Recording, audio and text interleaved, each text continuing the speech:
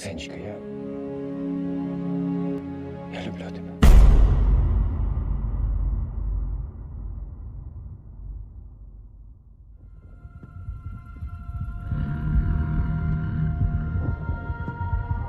Hear my plea to the fallen, leave me to be with the broken one last time before I go. Hold the last burning ember, let us never surrender. May we rise up to the glory and the fall. For the weak and the broken, for the lost and forsaken, let us never surrender. May we rise up to the call. For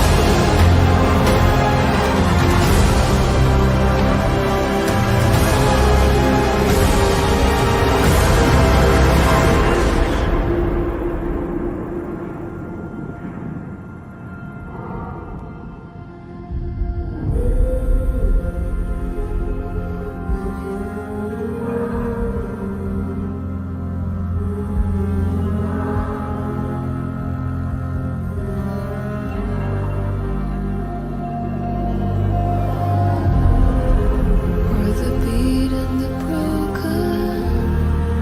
for the lost and forsaken, let us never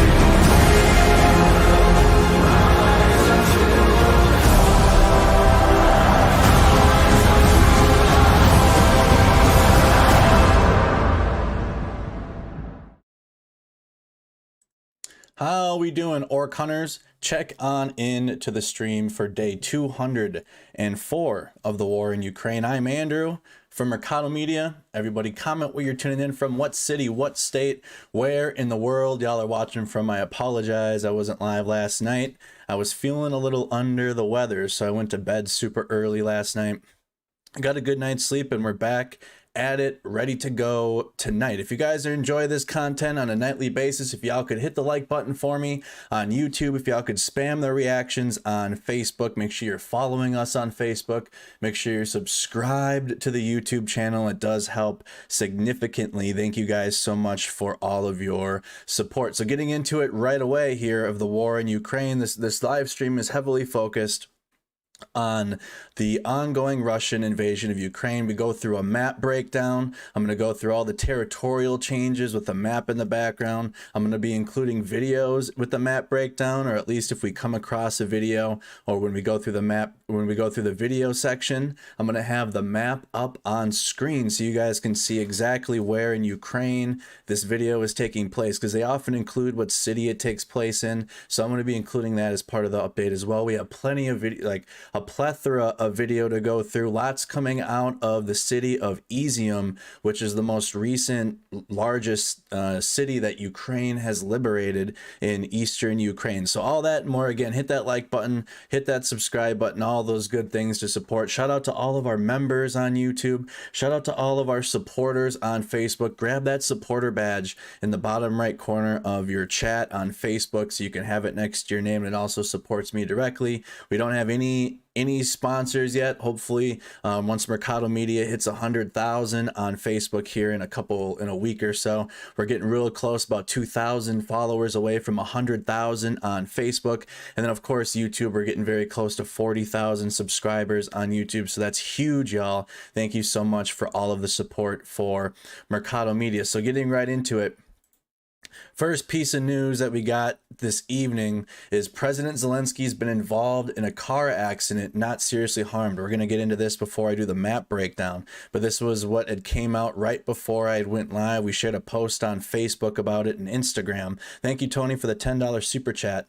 But President Zelensky involved in car accident, not seriously harmed. Ukrainian President Vladimir Zelensky's spokesperson Serhiy Nikiforov said in a Facebook post on September 15th that a car collided with the presidential car and motorcade. Zelensky was examined by a doctor after the accident and was not seriously injured. Medics accompanying Zelensky also provided his driver with medical assistance and transferred him to an ambulance. Law enforcement will thoroughly investigate the crash, Nikiforov said. Here's a picture. Shout out to Mehmet, who's a viewer of Mercado Media and also does his own independent journalism within Kyiv. So here's a photo of it and police officers at the scene. So our thoughts are with everything seems fine. That's the reports going now, is that the police just cleaned up the scene.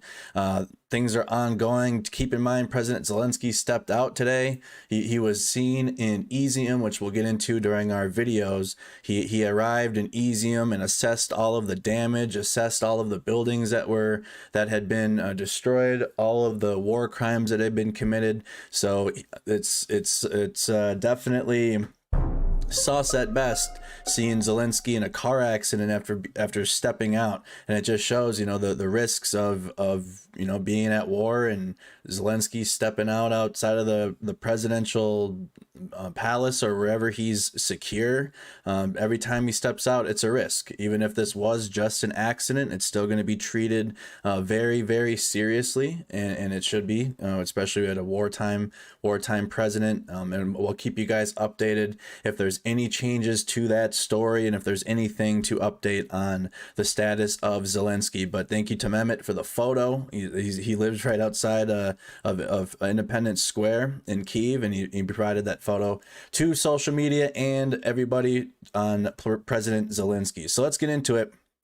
We're going to get into our map breakdown pretty quickly within the war in Ukraine. I'm going to include a couple news stories with this as well. So the map breakdown, war in Ukraine. We got the Kremlin acknowledged its defeat in the Kharkiv Oblast, the first time Moscow has openly recognized the defeat since the start of the February 2022 invasion of Ukraine. Russia doesn't admit to anything in the war. Anytime, this is like one of the first times they've actually admitted an L in Ukraine. They've taken numerous almost on a weekly basis now at this point, and this is the first public acknowledgement of an L taken in Ukraine. Kremlin officials and state media propagandists are extensively discussing the reasons for the Russian defeat in Kharkiv Oblast, a marked change from their previous pattern of reporting on exaggerated or fabricated Russian successes with limited detail. The Kremlin never admitted that Russia was defeated around Kyiv or later at Snake Island, framing the retreat from Kyiv as a decision to prioritize the liberation of Donbass, and the withdrawal from Snake Island was a gesture of goodwill. The Russian Ministry of Defense originally offered a similar explanation from the Russian failure in Kharkiv, claiming that Russian forces were withdrawing troops from Kharkiv Oblast to regroup, but this false narrative has faced loud and quick criticism online. The Kremlin's acknowledgement of the defeat is part of an effort to mitigate and deflect criticism for such a devastating failure away from Russian President Vladimir Putin and onto the Russian Ministry of Defense. The Uniform Military Command in Russia. So deflecting the blame onto the Ministry of Defense.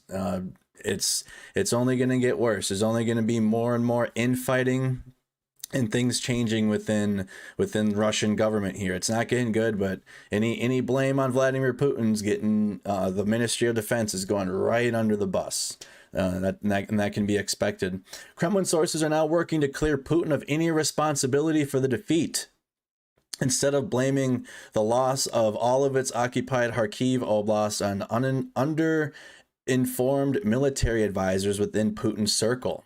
One member of the Kremlin's Council for Rhetoric Relations, Bogdan Bezpalko, even stated that military officials who had failed to see the concentration of Ukrainian troops and equipment and disregard telegram channels that warned of the imminent Ukrainian counteroffensive in Kharkiv Oblast should have their heads lying on Putin's desk.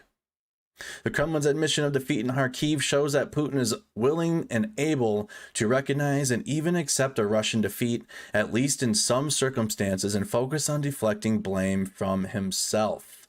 Working through that, it's a process. How do I not take the blame for what is happening in Ukraine? Oh, just blame my Ministry of Defense. Oh, we'll just blame the volunteers that are going into Ukraine to fight for Russia. They're not a real military. They're just the volunteers going into Ukraine. It's just all a way to deflect blame onto others. And Vladimir Putin is not going to be accepting blame for what has been transpiring within Ukraine.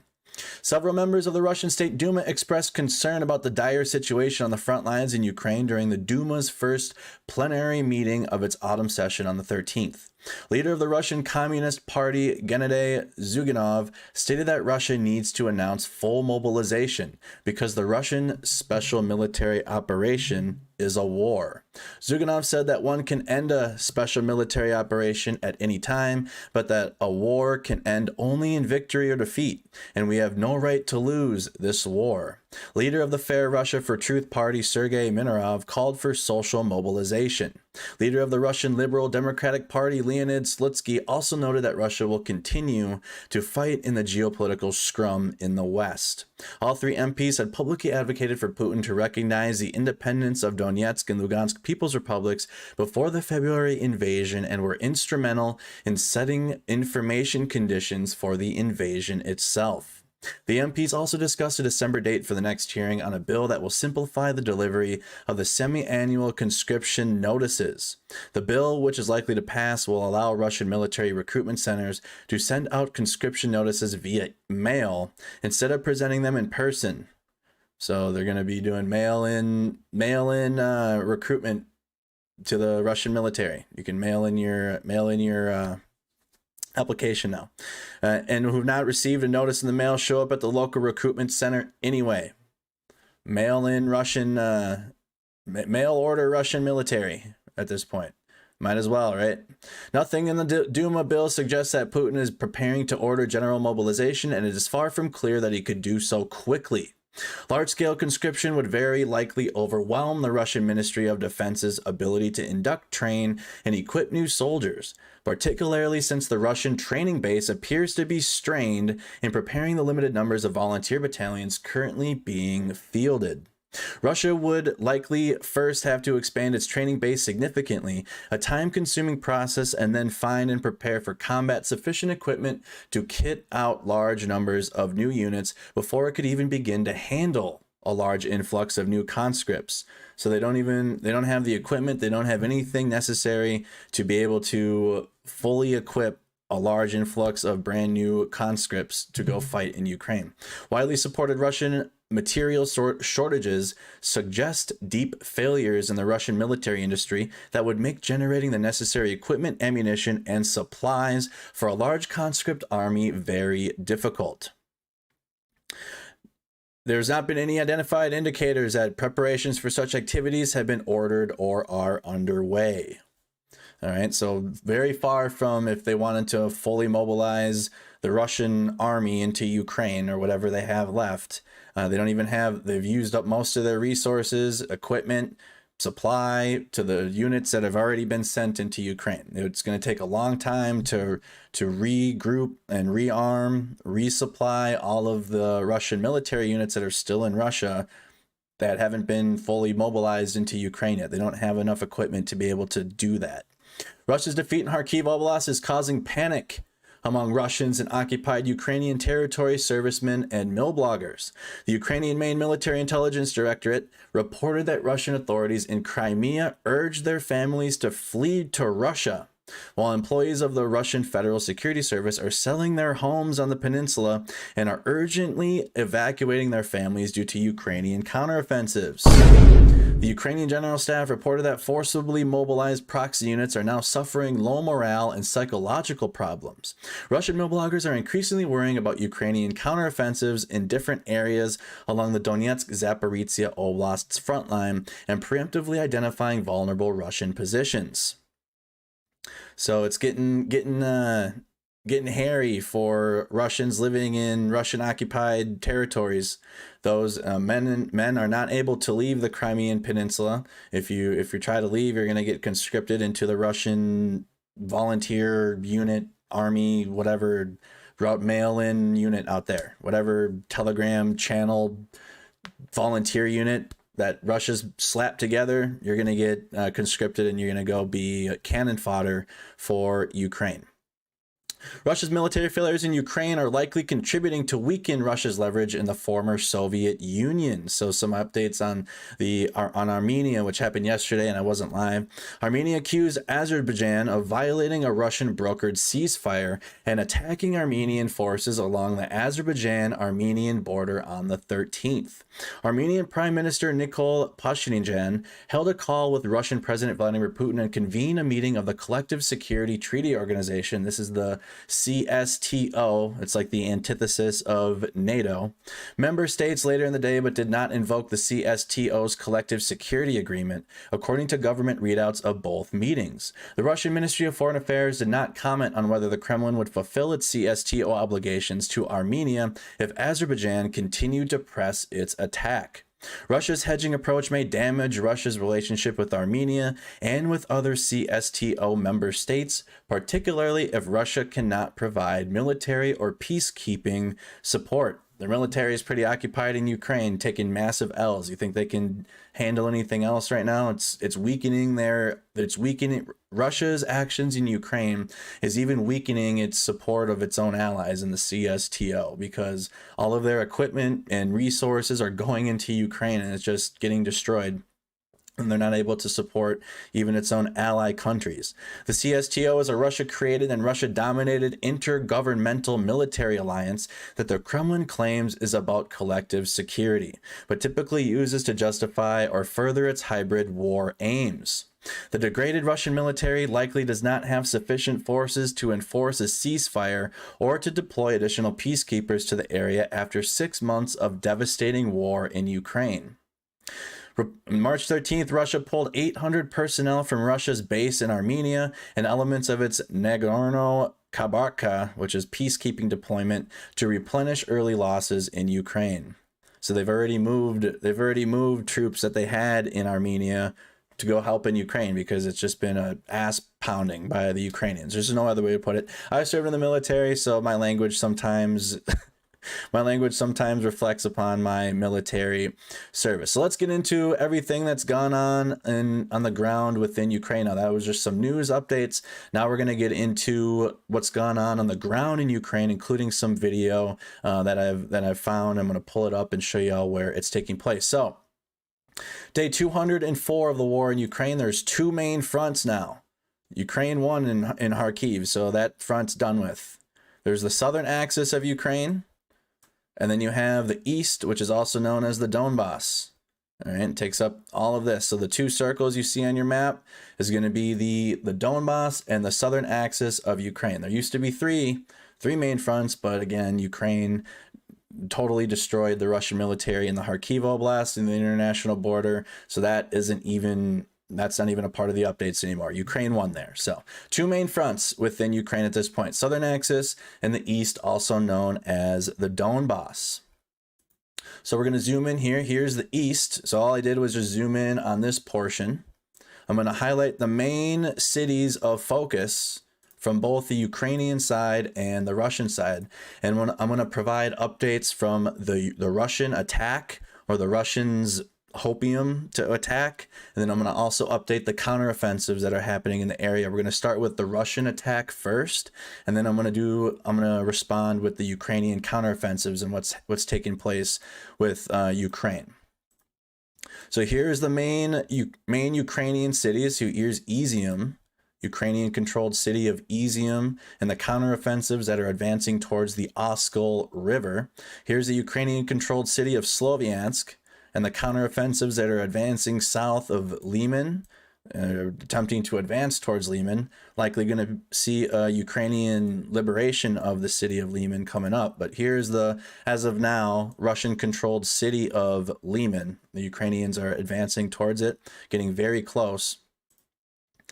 Here's going to be the Ukrainian-controlled city of Seversk. It's not labeled on the map, but it's there, I promise. As well as the counteroffensives that are advancing to the northeast, threatening the positions towards Lysychansk and Severodonetsk, which the Ukrainians, I'll get into it and we'll zoom in a little more. But if the Ukrainians are able to advance with their counteroffensives and take the city of Lysychansk from Seversk, that'll give them a huge advantage with their artillery over Severodonetsk, because Lysychansk is on an elevated plain. It looks down on Severodonetsk. So if the Ukrainians can capture this land here and close the gap between Seversk and Severodonetsk, including taking back Lysychansk, this will provide a lot of artillery power onto Severodonetsk and even further into the Lugansk Oblast, because it's an elevated position looking down on Severodonetsk. So Lysychansk is a huge city that the Ukrainians are going to try to capture among their counteroffensives here in Seversk. Then you got the Ukrainian-controlled city of Bakhmut. And then you got the Russian advances around Bakhmut to the north and to the south. This is going to be the location of Russian successes. Incremental, but yet there are still Russian successes happening here in the east. And this is where we're going to be talking about those. So this is the Russian advance from Popasna onto the Ukrainian city of Bakhmut. Then you got the Russian-controlled city of Horlivka, which is just south of Bakhmut. And the Russian advances north. You got the Russian-controlled city of Donetsk, and the Russian advances to the northwest of Donetsk and just west of Donetsk in the cities of Pisky and Marinka. And then you got the Ukrainian-controlled city of Advidka, which is just on the other side of the Donetsk front line. So these are the main Ukrainian cities again: Balaikla, Izium, Sloviansk, Seversk, Bakhmut, and Advidka. And we're going to talk about the counteroffensives that are happening from each city. And then I'm going to also talk about the main Russian attacks and approach from the Russian military as well. So here's Severodonetsk and Lysychansk. You have one attempted advance to the southeast of Seversk, but it hasn't been successful whatsoever. But this is what the line is looking like in the east, all right? This is what the front line is looking like in the east. Let me duplicate this so we can zoom in on certain places. Again, shout out to the Study of War for the interactive map. So I'm going to zoom in a little bit here on Sloviansk and Izium, including Kupiansk. So we're going to kind of go north here. This is going to be the northern plain of this Ukrainian counteroffensive. Let me clear this out. So you got the Ukrainian-controlled city of Izium. You have the Ukrainian counteroffensives, which there are reports that the Ukrainians have advanced across the Oskol River now, and we're seeing that reflected in some portions of the map. But I'm hearing more and more reports of the Ukrainians crossing the Oskol River here in the thickest portion. And then you got the Ukrainian-controlled city of Sloviansk and the advances to the southeast of Izium. Okay, Ukraine is still the Russian-controlled city of Lyman here. And then here's Severodonetsk and Lysychansk. Russian advance. Ukrainian-controlled city of Seversk, excuse me. Here's the Ukrainian-controlled city of Seversk and the counteroffensives that are advancing to the northeast. Let me zoom in even one more here. We'll just use this map as my free map. So you got the Ukrainians that are advancing towards the cities of Ozyrny and the cities of Bilo-Horivka, which is to the northeast of Sloviansk and to the northeast of Seversk. So the two most recent locations that the Ukrainians have advanced as of lately, like, because again, it's kind of slowed down now within the last week. The Ukrainian counteroffensives have slowed down, not because they're taking losses and not because now the Russians are suddenly having success. It's the Ukrainians have to regroup. They have to get fresh equipment to the front line, fresh medical supplies, food. They got to move their artillery. So you got to realize whenever a front line gets moved, which it did, the new front line is the Oskol River here in the Kharkiv, Lugansk Oblast. The Ukrainians had all their artillery stationed in a certain spot, right? So let's just say, for example, the Ukrainian artillery positions, and I don't even like know exactly where they were, but just say they were back here, right? In all of these cities along the T2121 highway. They had some HIMARS back here. It helped them. It helped the Ukrainians in their advance in taking this territory. Now it's going to take some real time to move these artillery pieces closer to the new front line.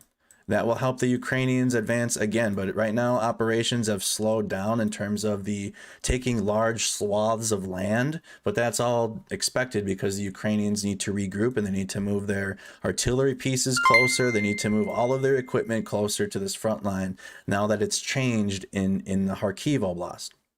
And in Kharkiv. So that's why we're seeing things kind of slow down in terms of there's not land being taken in like it was for the last week, and things have kind of come down to a slow. But that doesn't mean the Ukrainians still aren't advancing, because we're seeing it across the Oskol River. We're still seeing it to the northeast of Sloviansk, south of Lyman. The city of Lyman, which is under Russian control, is under threat to Ukrainian liberation now, and the Ukrainians are threatening to take back Lyman. So things are still happening. It's just not as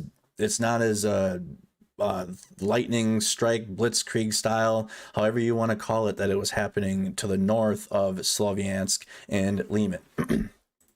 So specifically on Sloviansk, let's get the update here. The full details of what's happening in the Ukrainian. Let's actually go Ukrainian counteroffensives first, and then I'll respond with what's happening with the Russian attacks. So Ukrainian counteroffensives. Ukrainian forces continue to consolidate gains in eastern Kharkiv Oblast on the 13th and are likely conducting ground attacks in northern Donetsk Oblast. Ukrainian forces likely hope to take advantage of recent gains in Svitoritsk, just south of the Kharkiv Donetsk Oblast border, 20 kilometers northwest of Sloviansk. So that's right here. Ukrainians having success of taking the city of Svitoritsk. So let me include another counteroffensive line. Bang. That's the city of Svitoritsk on your map.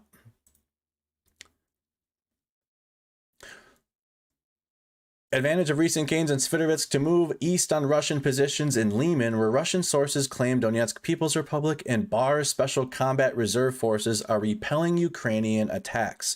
Russian sources also stated that Ukrainian forces are fighting around Bilohorivka, which is just east of Lyman, in an attempt to pressure Russian defenses in western Lugansk Oblast in the Lysychansk-Severodonetsk area.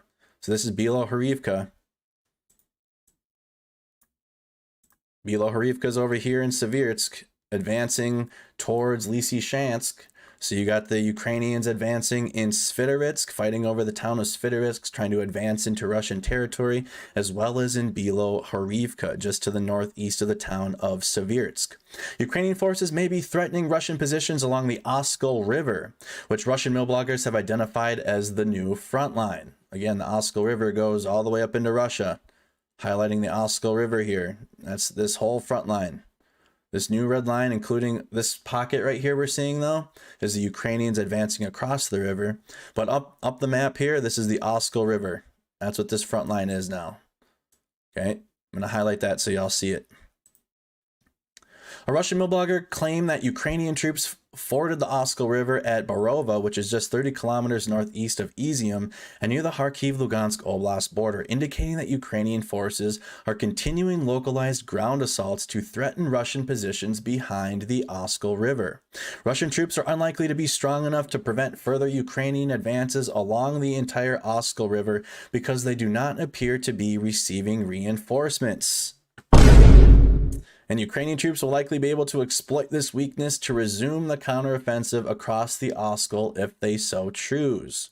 So again, Right now, the Ukrainians they're regrouping. They're figuring out what their next plans are. You still got the secondary counteroffensive brewing in the south in Kherson, as that was a smoke and mirror of the main counteroffensive, but it really wasn't. This was the real counteroffensive.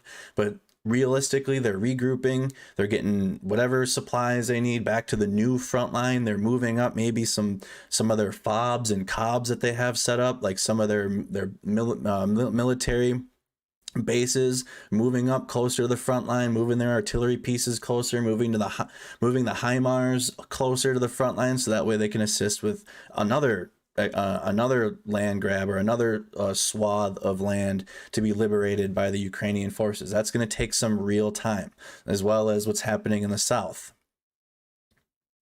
So in response to that, the Russian main effort. So also I'm going to pull up a video first before we get into the Russian main effort, because this is included with Izium. So I'm going to draw a line. Let me clear this. I got some videos from Izium and President Zelensky visiting. So here's the city of Izium. I'm going to draw a line from it, showing y'all that is where these videos that you're about to watch are taking place. Let me pull these up here. Here's some videos from President Zelensky visiting the town of Izium. Шановні панове офіцери, шановні солдати, шановні військові, шановні журналісти. Маю велику честь сьогодні бути тут від народу України, від всіх, кожної, впевнений, від дорослих до наших прекрасних дітей.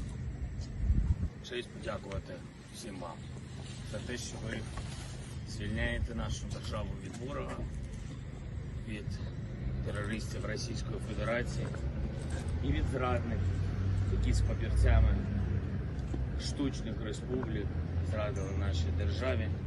Так само звільняйте їх, будь ласка, і швидше. Напевно, можна окупувати території нашої держави, але точно неможливо окупувати наш народ, українських людей.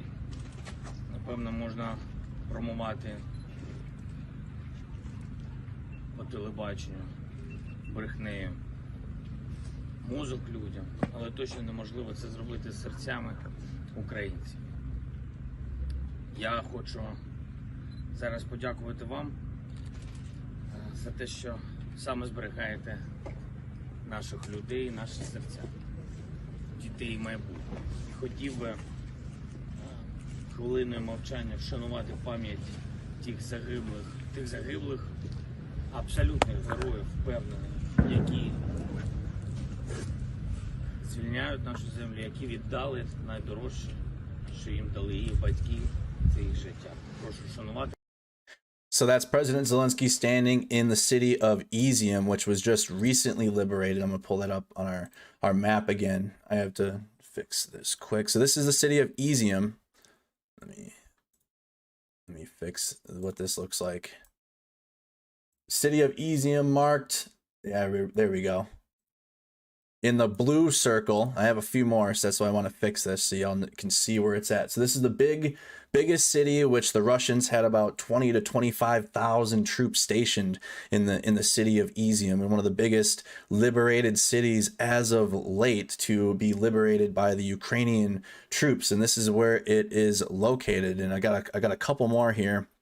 Vladimir Zelensky took part in the ceremony of raising the national flag of Ukraine in Izium. So we got another video here of the Ukrainian flag being raised in the city of Izium. I saw a question asked of what is a mil blogger. It's a military blogger. Like often, or in this war, it's the Telegram channels. Just whenever you hear Russian mil blogger, just think of a Russian Telegram channel. Like I have Mercado Media has a Telegram channel. Join our Telegram. It's in the description on Facebook and YouTube. But that's where a lot of the news is coming from. These they blog in their Telegram channels, or they post an update, like a daily update of what happened. A lot of them are Russian sources, but they're going against the Kremlin right now. So as much as they are for what's the ideology of Russia and what Russia wants, it sucks that they are the most reliable source of what's going on in some of these Russian occupied areas, and that's how we're getting the information, and it's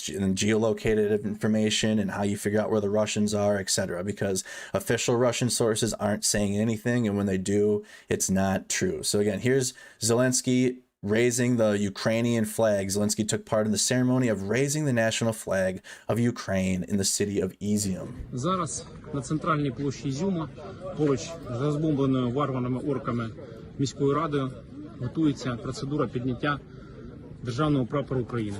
Зібрані закордонні українські журналісти, зібрані бійці, які звільняли Ізюм і звільняли Харківщину, зібрані керівники органів центральної виконавчої влади.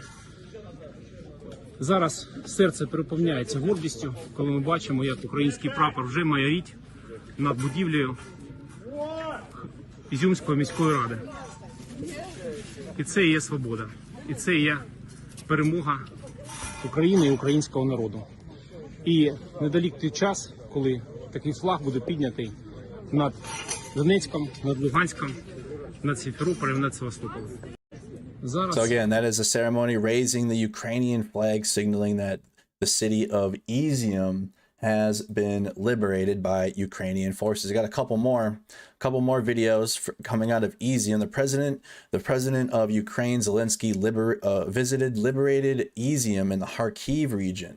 So you got another video. This is credit to Army Infrom Twitter page.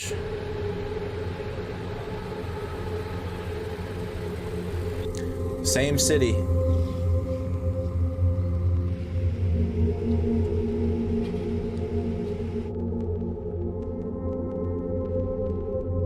Я бажаю кожному і кожній з вас здоров'я, вашим сім'ям.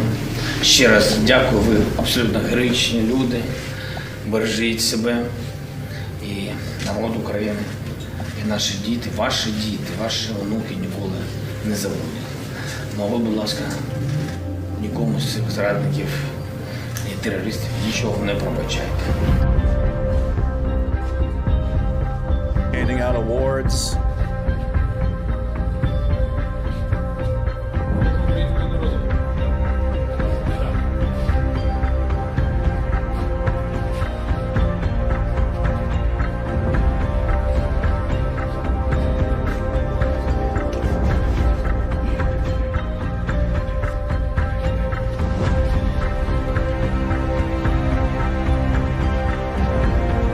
President of a country personally going to these places and meeting. Putin would never. It just goes to show you who really cares about what's going on. Putin would never visit the East and the Donbass and the ethnic Russians in the East of the People's Republic's garbage that they have going on, that the Kremlin's propagandized and used as useful idiots for the last nearly 10 years. Putin would never.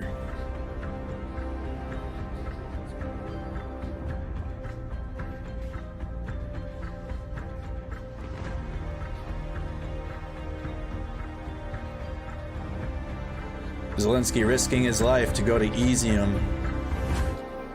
Still, Izium's a front line still, as much as it's liberated.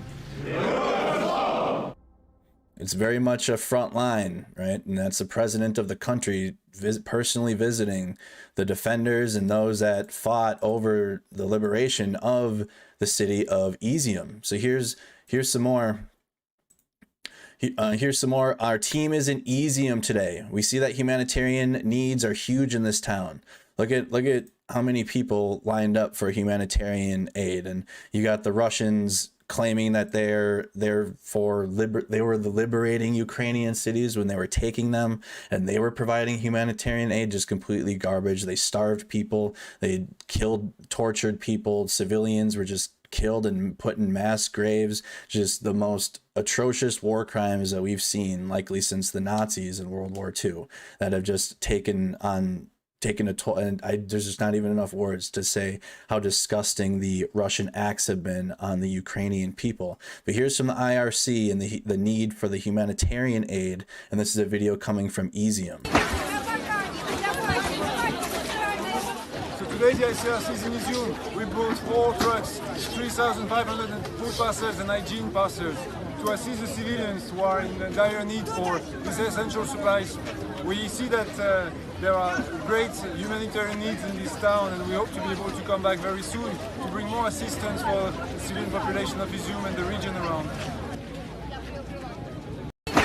So that is the IRC asking for humanitarian aid. With our convoy, we brought 3,500 pounds of food and hygiene parcels. We hope to be able to come back very soon to bring more assistance to the civilian population. So more and more resources. I mean, the president of Ukraine visited Izium as Izium's receiving some more support and some aid, as that's one of the largest cities that's been liberated in Ukraine to date. Right, that's the city of Izium. So more on now. Now let's get into the Russian side of things and how their attack is going in eastern Ukraine. So the Russian subordinate main effort is Donetsk Oblast. The Russian objective is still to capture the entirety of Donetsk Oblast, the claimed territory of Russia's proxies in Donbass. So this is going to talk about what Russia's doing now in eastern Ukraine.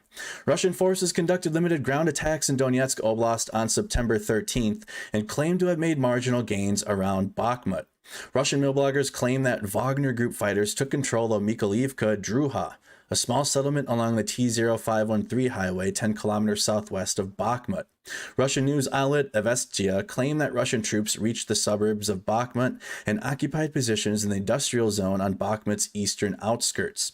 Russian troops also continued localized ground attacks north and northwest of Donetsk city area, conducted routine shelling along the Bakhmut-Adviivka-Donetsk city front lines. So the Russians are still advancing incrementally with the Wagner Group fighters. The Wagner Group fighters are stationed out of the city of Popasna, which is circled. So this is where we're talking about in the big map, and then I'll zoom in. This is where we're talking about right in here. Green circle, and I'll zoom in on this specific spot. This is the place where Russians have had successes as of late, to the north and to the south of Bakhmut. We'll also talk what's going on outside of Donetsk. So this is a zoomed in look at Bakhmut.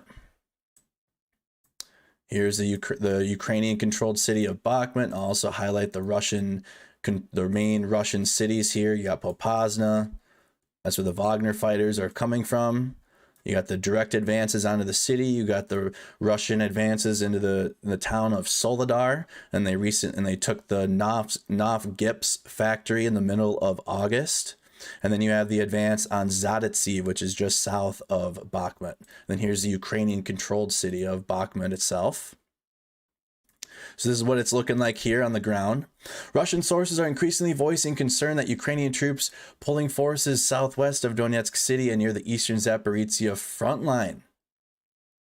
A number of Zaporizhzhia Occupation Administration Vladimir Rogov claimed that the accumulation of Ukrainian sources in the Zaporizhzhia direction is colossal and unprecedented. Okay, so this is a little bit further away from where we're looking at here in Bakhmut. I'm seeing there's nothing else to report. So on Bakhmut again, and we'll get down to what I'm talking about there with the massive Ukrainian troops that are amassing near Volodar, and I'll show y'all where that is on the map. But more specifically, back with Bakhmut, Russian troops also continued localized ground attacks north and northwest of the Donetsk city area, and continued routine shelling along Bakhmut and Avdiivka city front lines. So let me zoom out here so we can get a better idea of where the Russians are taking some action here, or they've been making moves. So I'm going to highlight Bakhmut again. So this is Bakhmut and Avdiivka combined. Here's the city of Avdiivka, just to the southwest of the city of Bakhmut. Back with the Russian-controlled city of Popasna with their Wagner Group fighters. Here's their advances to the north in Soledar and Zadytsiv. Here's Horlivka, another Russian hub. And the advancements to the north of Horlivka that they're attempting to make, just to try. The Russians they have not been able to advance directly onto Avdiivka or Bakhmut. They're attempting the same two strategies on these cities. This is the same strategy that they did in Severodonetsk and Lysychansk when the Russians blitzkrieg Severodonetsk and Lysychansk. They went around it. They went around the two cities instead of directly advancing straight onto it, and they were able to take it. But they also had their full force. They had their full force generational capabilities behind that advancement onto Severodonetsk and Lysychansk, and they do not have the amount of resources that they do now, that they did then, to be able to take those two cities. And now that the Ukrainian counteroffensives are having such success to the north of this territory, we're likely going to be seeing the Russians that are making incremental gains here north and south of Bakhmut, and then to the south of Advika, like they're going to have to pull their troops away from these two fronts that the Russians have amassed and move them to go assist in the defense of the rest of the Lugansk Oblast here. Otherwise, the Ukrainians are going to close the distance and make it very easy to take the city of Lysychansk. They're going to have to pull some of their resources away because the Russians moved a lot of their resources to assist in the southern counteroffensive that the Ukrainians had made known to the world. So we're going to likely be seeing that slow down. But right now, it's very incremental and they're still continuing. So we're seeing Russian advances or attempted advances. They're still trying to. Here. And then on our, I'm going to zoom down a little bit. So we got to the north of Horlivka, to the north of Bakhmut. Let me clear this quick. And then also in Pisky and Marinka. And then the town of Marinka. There was reports that the Ukrainians had amassed counteroffensives here in the town of Marinka, but there hasn't been any further reports suggesting that they are. But that is where we're going to be getting to Vuhledar.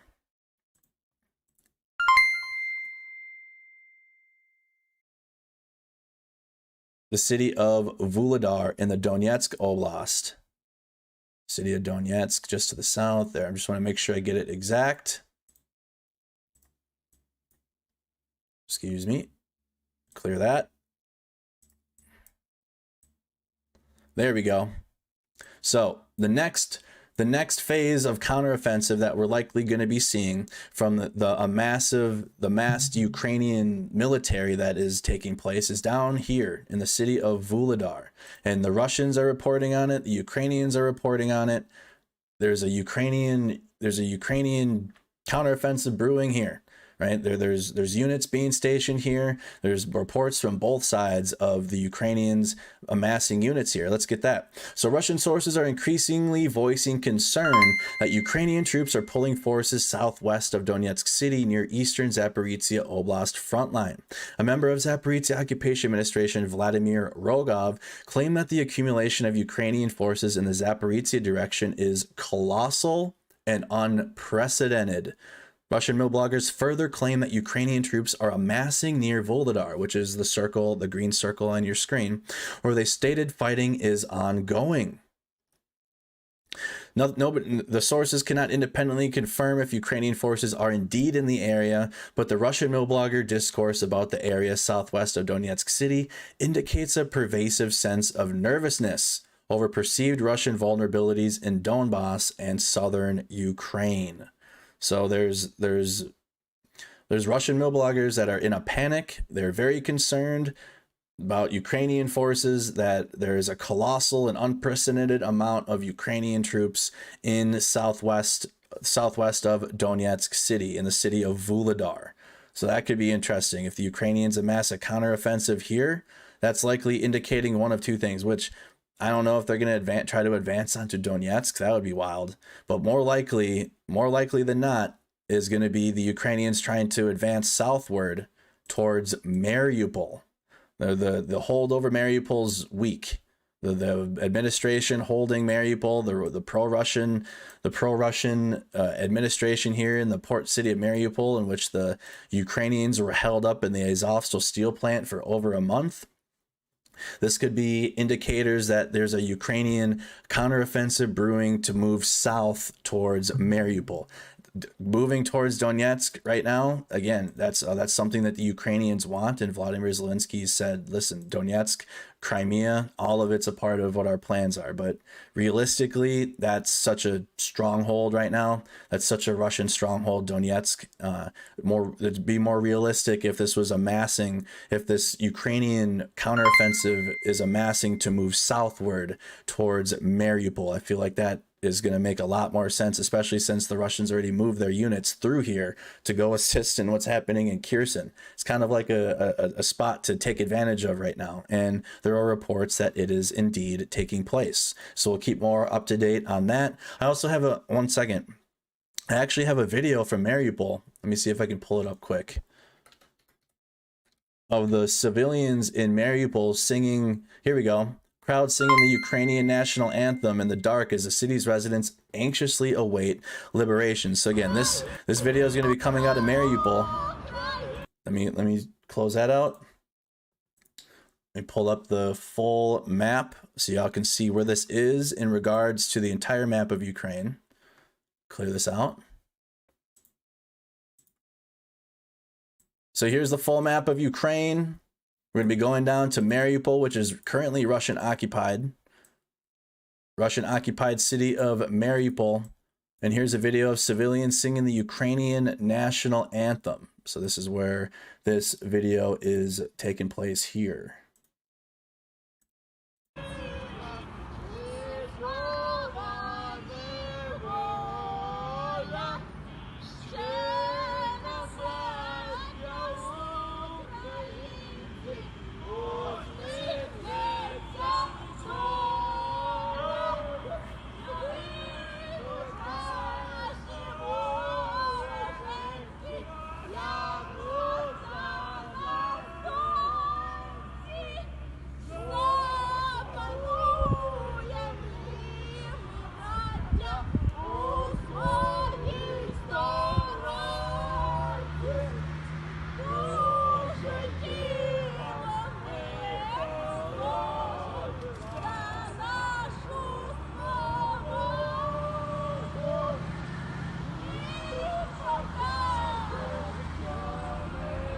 Civilians singing loud.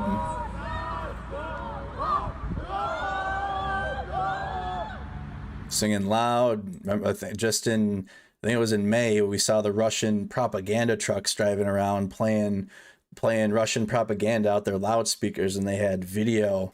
Let me see if I can pull that up real quick. Mariupol, Russia truck. See if I can find that. I don't know if that's the, yeah, here it is. Here's what we saw in Mariupol in June. This is June 11th. And now you got the civilians out loud yelling the Ukrainian national anthem.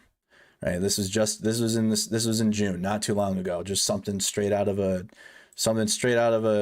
end of the world movie. Or when you see just, that's a propaganda truck. It's literally a problem. There's someone sitting in there on a computer playing Russian history videos and pro-Russia shit. Nothing else to explain that by. But it's wild now. Here we are in September. You got civilians out loud as they can singing the Ukrainian national anthem.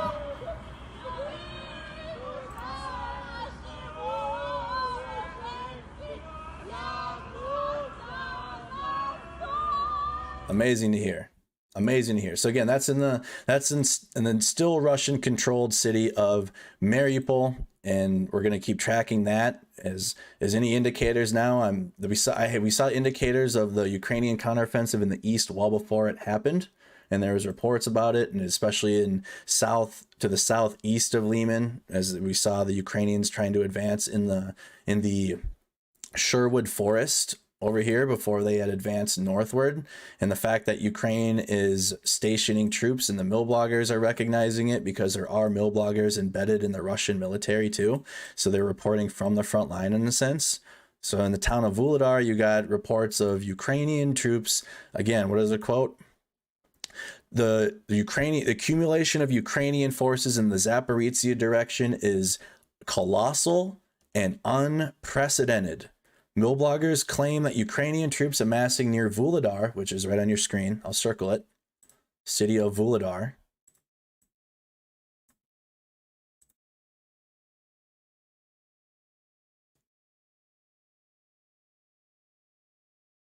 I lost my spot. Let me do that again. So Vladimir Rogov claimed the accumulation of Ukrainian forces in Zaporizhzhia direction is colossal and unprecedented. Mill bloggers further claim that Ukrainian troops amassing near Vuhledar, which is 45 kilometers southwest of Donetsk city, where they stated fighting is currently ongoing. So there's fighting over the city right now. If Ukraine is able to establish a hold there, likely going to be moving south towards Mariupol, and that would definitely, if they're able to take Mariupol and close this territory and make it Ukrainian territory, that will for sure cut all the Russians off that have moved all their troops to the western region of the Russian occupied territories to Kherson.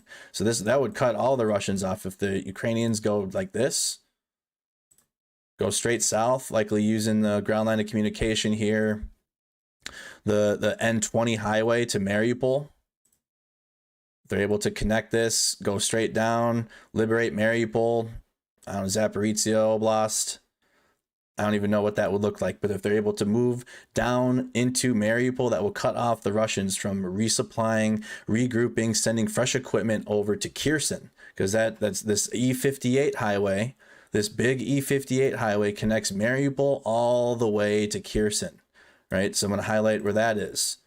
If the Ukrainians are able to go down and cut Kherson off, this E58 highway connects from Kherson through Melitopol, through Berdyansk, through Mariupol, all the way into Tanogrog and Rostov-on-Don. That's a huge ground line of communication that goes directly from Russia into Ukraine, into Kherson. And if the Ukrainians can retake Mariupol and go and work this counteroffensive that's brewing in Vuhledar and go southward, that's cut off. Then the rest of this is cut off. Then Ukraine controls that ground line of communication. Russia's not going to be able to get any fresh troops or any fresh equipment into the southern axis of Ukraine. Just going to have to focus on Donbass. That's why Mariupol is crucial, and why likely there's troops amassing in Vuhledar to cut Russia off is the earliest point possible, which is Mariupol along that E58 highway. So that's Vuhledar, and that's going to wrap up the Eastern Front. What's going on? So you got the Ukrainian counteroffensives that are taking place. So in conclusion, along the Oskol River, and we're going to get to the south here very shortly. So you got the Ukrainian counteroffensives advancing across the Oskol River. You got the Ukrainian counteroffensives advancing in Ozerny, which is just to the south of Lyman. You got the Ukrainian counteroffensives advancing northeast of Seversk towards Bilo-Horivka, trying to close the distance towards Lysychansk, because Lysychansk is a huge advantage if they take the city of Lysychansk, because it's directly above Severodonetsk. It's an elevated advantage it's an advantage that the Ukrainians need, because Lysychansk is on an elevated plain. They can move their artillery up that will help them be able to shell Russian positions and advance their infantry forward. You have some Russian incremental successes around Bakhmut. So I'm just circling where we have successes. You got some Russian successes to the south of Bakhmut, to the north of Bakhmut, not taking territory, but just on the ground. They've had some successes with their ground attacks. And then kind of zooming out some, I didn't include enough of I got to make the map a little bigger. But down here, this is Vuhledar. Okay, I'm circling that. That's the Ukrainians have recently amassed units looking to likely form a counteroffensive and move south towards Mariupol. I just don't see that counteroffensive moving towards Donetsk, because that's just such a hub for the Russian military. They have a big base in Donetsk for the DPR and just the Russian military in general. So I don't see the Ukrainians advancing eastward onto Donetsk, but rather south to cut the Russians off in Mariupol so they can't advance westward towards Kherson. Because again, they got a two-pronged counteroffensive in the east and in the south, and all that going on in Zaporizhzhia could assist in both. They could help cut the Russians off to go westward in Kherson, and also apply pressure on the Russians in Donetsk as well. So things are definitely in Ukraine's favor right now here in the east.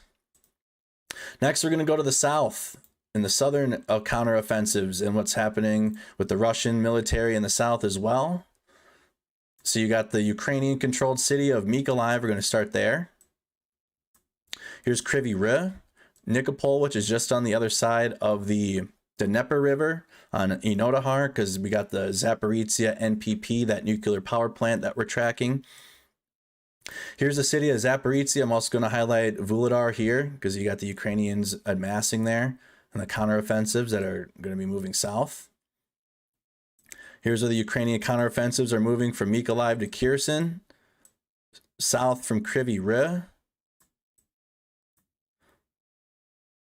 And then I'm going to highlight the Russian-controlled cities, the main Russian-controlled cities of Kherson, Novokhovka, Melitopol, Berdyansk, and then Mariupol. These are the main Russian cities here in the south. So first I'm going to go into the Ukrainian counteroffensives in the south, and then talk about any Russian attacks that are taking place in the south of Ukraine.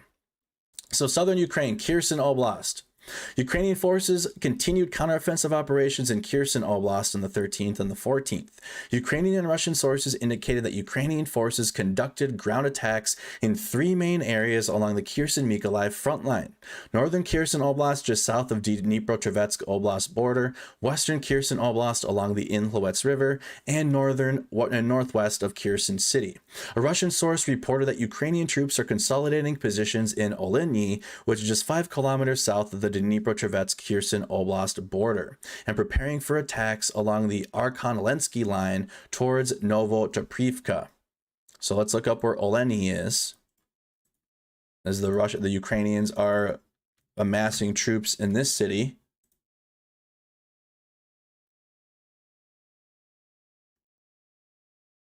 I don't know if that's the right spelling. Let me see.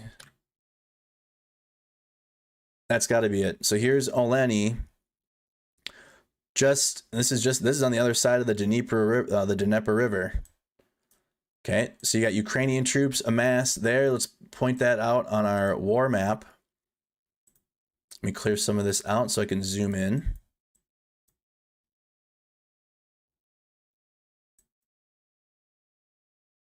A lot of these cities are, this is on the other side of the river.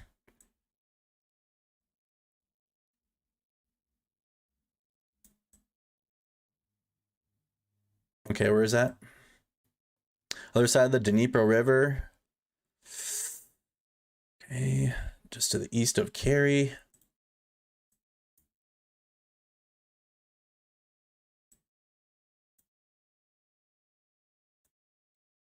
Come on, I can find it.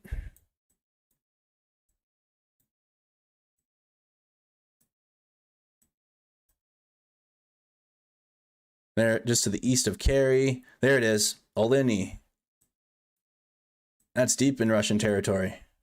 Let me circle it. Found it. There it is. There it is on our map. So let me find it here. It's gonna be like right there. Oh, I gotta put it in green. Put it in green there. There's Oleni. Yep. So anyways, Russian source reported that Ukrainian troops are consolidating positions in Oleni, which is just 5 kilometers south of the Dnipropetrovsk-Kherson border, preparing for attacks along the Olenetsky line towards Novochabrnivka. Let's find out where that is. Sometimes finding cities takes a little bit of time.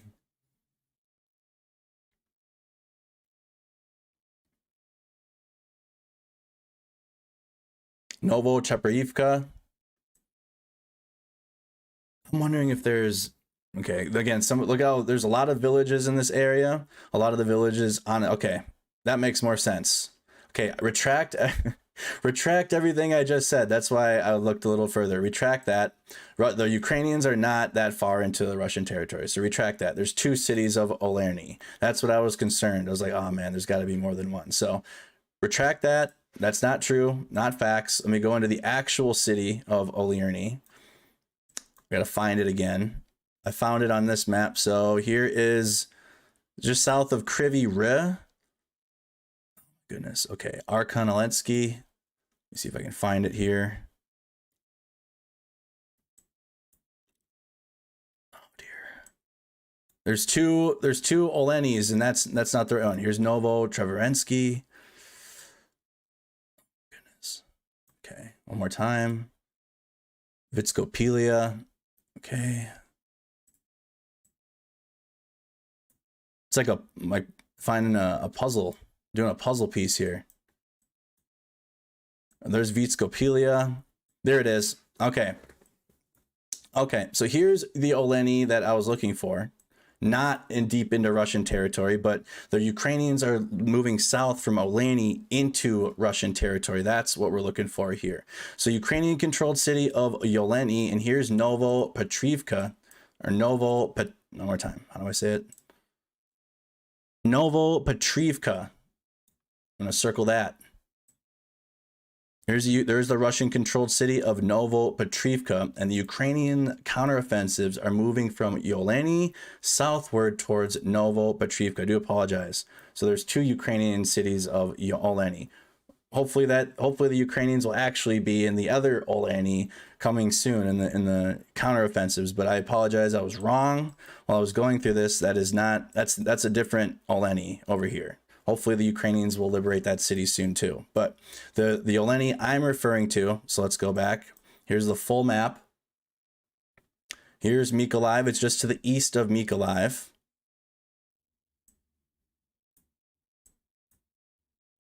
To the northeast of Mykolaiv, south of Kryvyi Rih. Gotta memorize where it's at. There, it's in this tip here. I'm sorry, y'all. So some of these cities I'm learning again for the first time. I got the main cities memorized, but some of these smaller cities within Ukraine in the southern axis, I'm learning for the first time as well. So Oleni, Novo Petrivka, Ukrainian forces are advancing southward. So I'm going to do that on the big map. Here's Oleni and Novo Petrivka specifically, and I'm going to draw a line moving southward from that location, indicating this is where the Ukrainian counteroffensives are moving southward from. So this is Oleni and Novo Petrivka, the correct Oleni. Editor Larry, just edit all that out like it didn't happen. Russian sources additionally discussed Ukrainian ground maneuvers in western Kherson Oblast near the Inhlovets River, with multiple sources claiming that Ukrainian troops launched attacks on Davdiv Brid. A Russian source claimed that Ukrainian troops are regrouping near Suky Stavok, which is 10 kilometers southwest of Davdiv Brid, in order to attack Brokrutsky, which lies along the T-2207 highway that is supporting Russian positions in Davdiv Brid. Ukrainian military officials also reported that Russian troops attempted to attack towards Bezmeny, just south of Suky Stavok, indicating that fighting is occurring within the Suky Stavok pocket. So that is going to be here. That's in this pocket on our big map. So you got 2 locations of Ukrainian fighting. Let me actually make that, purple. It's kind of hard to see. So I'm going to make these 2 a different color. So you got the Ukrainians advancing from Oleni southward, and then here's this pocket that we're talking about. That fighting is ongoing. Let me draw a line so you can see where they're coming from. So right here and right here, 2 locations of happenings of the Ukrainian military with counteroffensives. Ukrainian and Russian sources both discussed fighting northwest of Kherson City in the Chernovy-Poti area. Ukraine's Southern Operational Command stated that Russian troops attempted to attack along the Chernovy-Poti-Libadorivka line, which is just 30 kilometers northwest of Kherson City. Russian bloggers claim that fighting is ongoing near Chernovy-Poti as Ukrainian troops attempt to move south toward Chornoborivka and the Kherson City area. Advisor to the Ukrainian President's office, Oleksiy Etstrenovich, claimed that Ukrainian troops took control of Oleksandrivka, which is just 33 kilometers northwest of Kherson City. So Oleksandrivka, Ukrainian troops have taken control over it. They've been fighting over it with the Russian troops. Let's pull that up on the map. Get the exact location of Oleksandrivka in the Kherson Oblast. This is just to the south of Mykolaiv, and the Ukrainians and the Russians have been fighting over that city since the beginning of the war. It went back into Russian control. It did go back into Russian control for a little under a month, and now Oleksandrivka is back under Ukrainian control. Okay, just to the south of Mykolaiv, just to the other side of Stanislav. The Russians tried to push Mykolaiv. The Ukrainians took that city back. And then over the course of the fighting over the summer, the Russians had taken it back, but now it is back in Ukrainian control. Ukrainian forces are additionally continuing an operational level interdiction campaign to target Russian military, logistical, and transportation assets in southern Ukraine to support ground maneuvers along the Kherson-Mykolaiv front line. The Ukrainian General Staff noted that Ukrainian aviation conducted 11 strikes against concentrations of Russian manpower and equipment throughout the day on September 13th.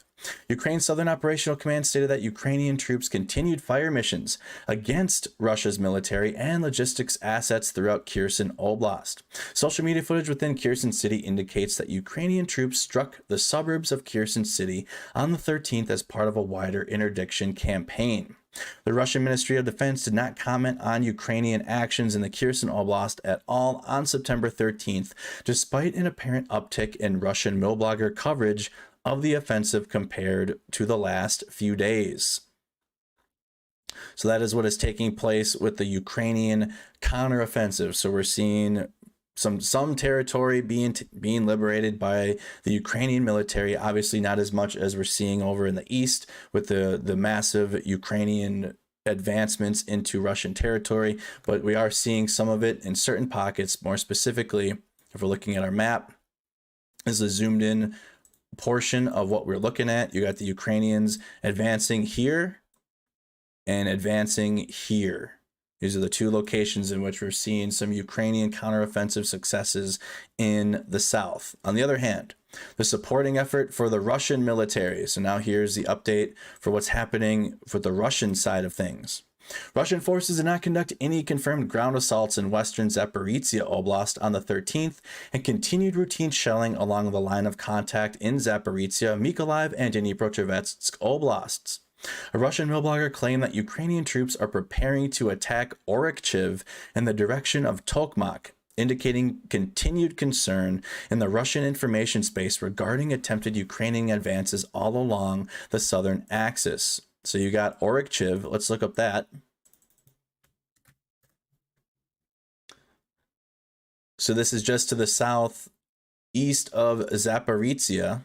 Let's pull this up on our full map. City of Orykhchiv. Let's use this.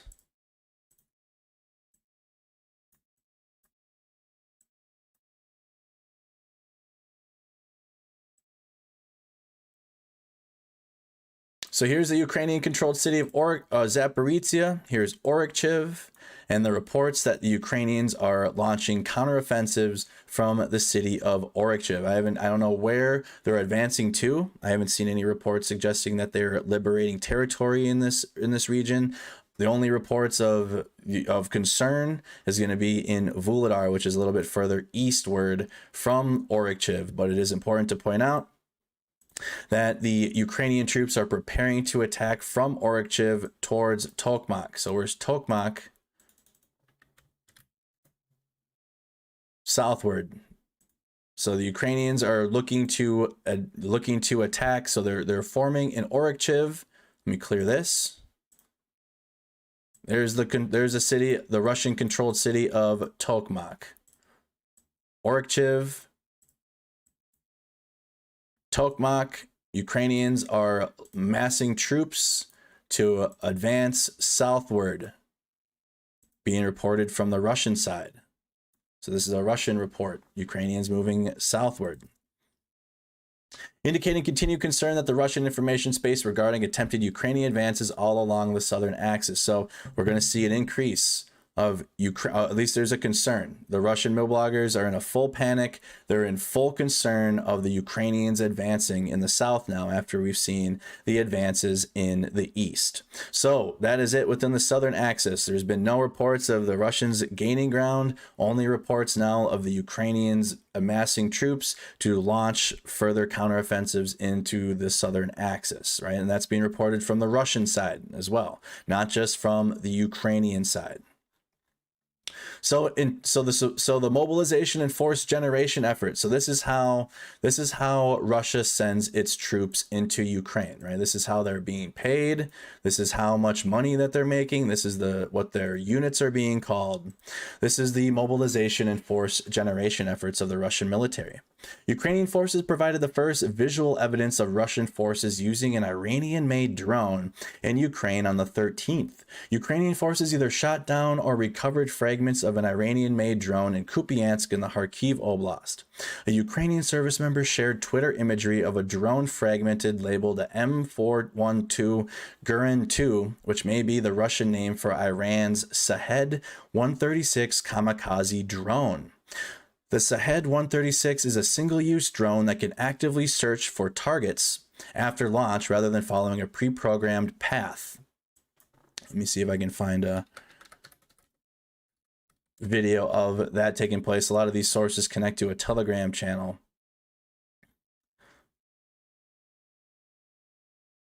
And I'm not seeing that.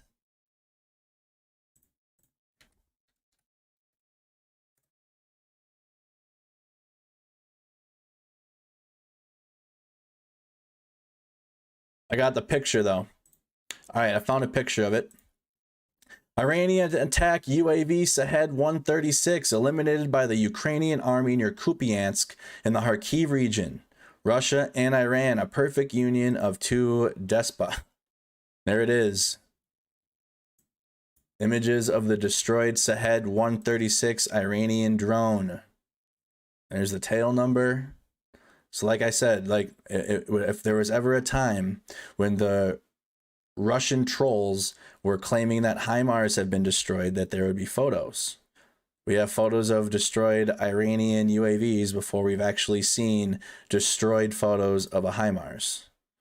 So that didn't go well. Iranian drones not going well for the Russian military. There's some pictures. There's a good one.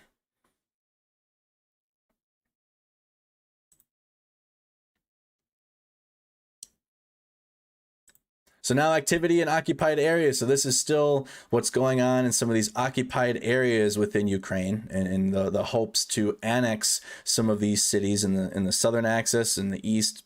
They had a September 11th date to finally annex these cities, and it's obviously that we're in September 14th now. That's not going to happen. The Kremlin had demonstrably intended to annex occupied Kharkiv Oblast prior to its liberation by Ukrainian forces in early September. The Ukrainian head of Darachi Hromada, Vladislav Zaporenko, reported on the 13th that Russian sources had connected the village of Kozacha Lopan, the Kharkiv Oblast, to the Russian energy grid during the occupation. Kozacha Lopan lies 10 kilometers from the Russian border and was one of the first towns Russian forces seized in late February. Connecting occupied Ukrainian territory to Russian energy grid is an evident step towards complete economic and administrative integration of occupied and annexed Ukrainian territory into the Russian Federation. Ukraine's counteroffensive in the Kharkiv and southern Ukraine has likely forced the indefinite delay of Russia's annexation plans. Indefinite delay. Ukrainian partisans continued their attacks on Russian occupation officials on September 12th.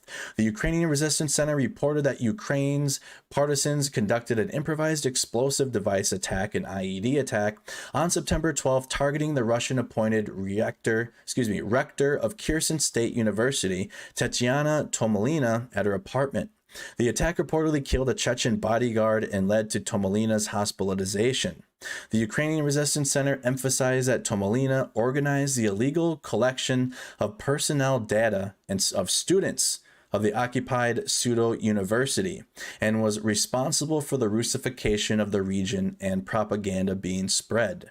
Partisans also reportedly attacked a Russian patrol in Mariupol with explosives as the patrol tried to erase an eye symbol that was painted on the building.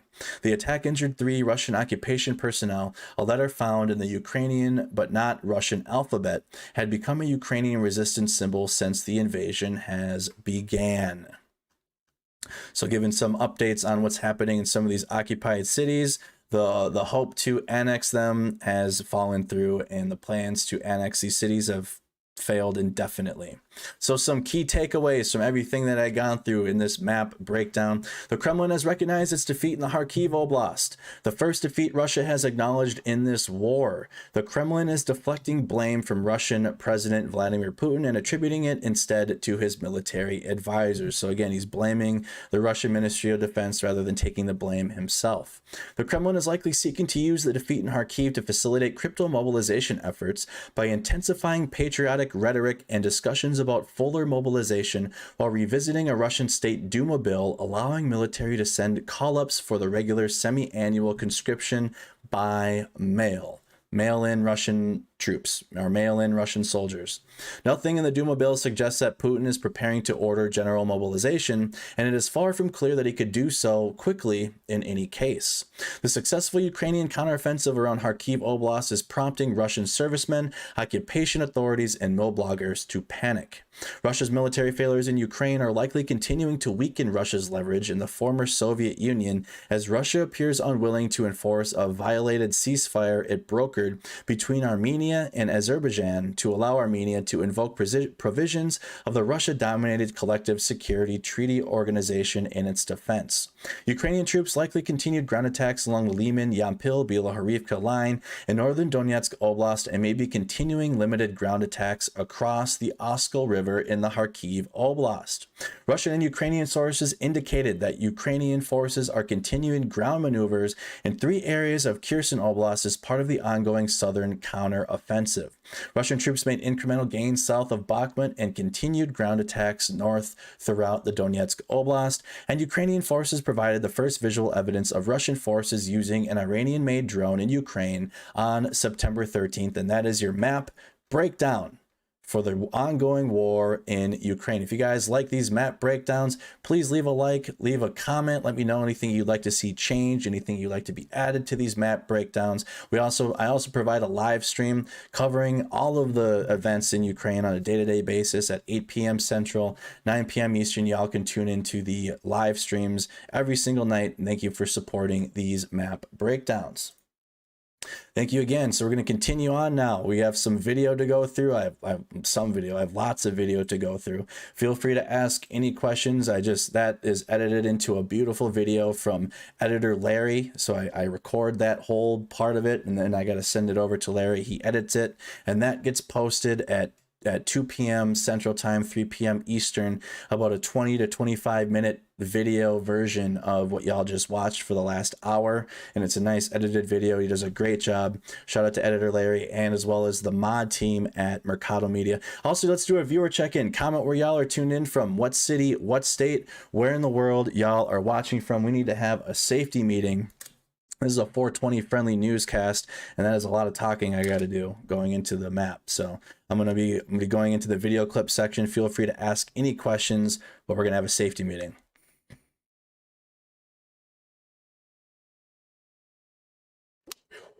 Andrew, what do you think? What Ukraine military unit patch do you think is the best? The Kraken unit, for sure. I like to see that. All right, so let's go into the videos now. Of course, ask any questions y'all would like to see, and I'll answer to the best of my ability. Ukraine war. Accounts of Russian torture emerge in some of these liberated areas, so viewer discretion is advised. A little extra. I'll be fast forwarding through any extra graphic parts of this report, but this just indicates the ongoing Russian war crimes that continue in Ukraine. And every time that Ukraine liberates a city and liberates new territory, we're able to see exactly what the Russians were doing in that city. To development. Credit to the BBC for this report. In Ukraine, though, accounts are emerging of brutality and murders carried out by Russian troops in areas just liberated by Ukrainian forces. Ukraine says it's retaken 4,000 square kilometres of territory so far this month. The Lilac area shows the substantial gains Ukraine has made in just 1 week. In one city, Balaklia, the Russians are said to have used the police station as a torture and interrogation centre. This report from our senior international correspondent, Ola Girin, contains details you may find distressing. Ukrainian police lead us to a crime scene. It's inside their own former police station in the city of Balaklia. For 6 months, the Russians were the law here, and local civilians were at their mercy. A former detainee told us both men and women were tortured with electric shocks. When the Russians took over Balaklia, they occupied this police station and made it their headquarters. They held prisoners here in the cells. Now, we've been told they kept as many as 8 men in cells as small as this. Wow. Here on the wall, you can see that somebody has scratched out a prayer, and they've also marked out the days.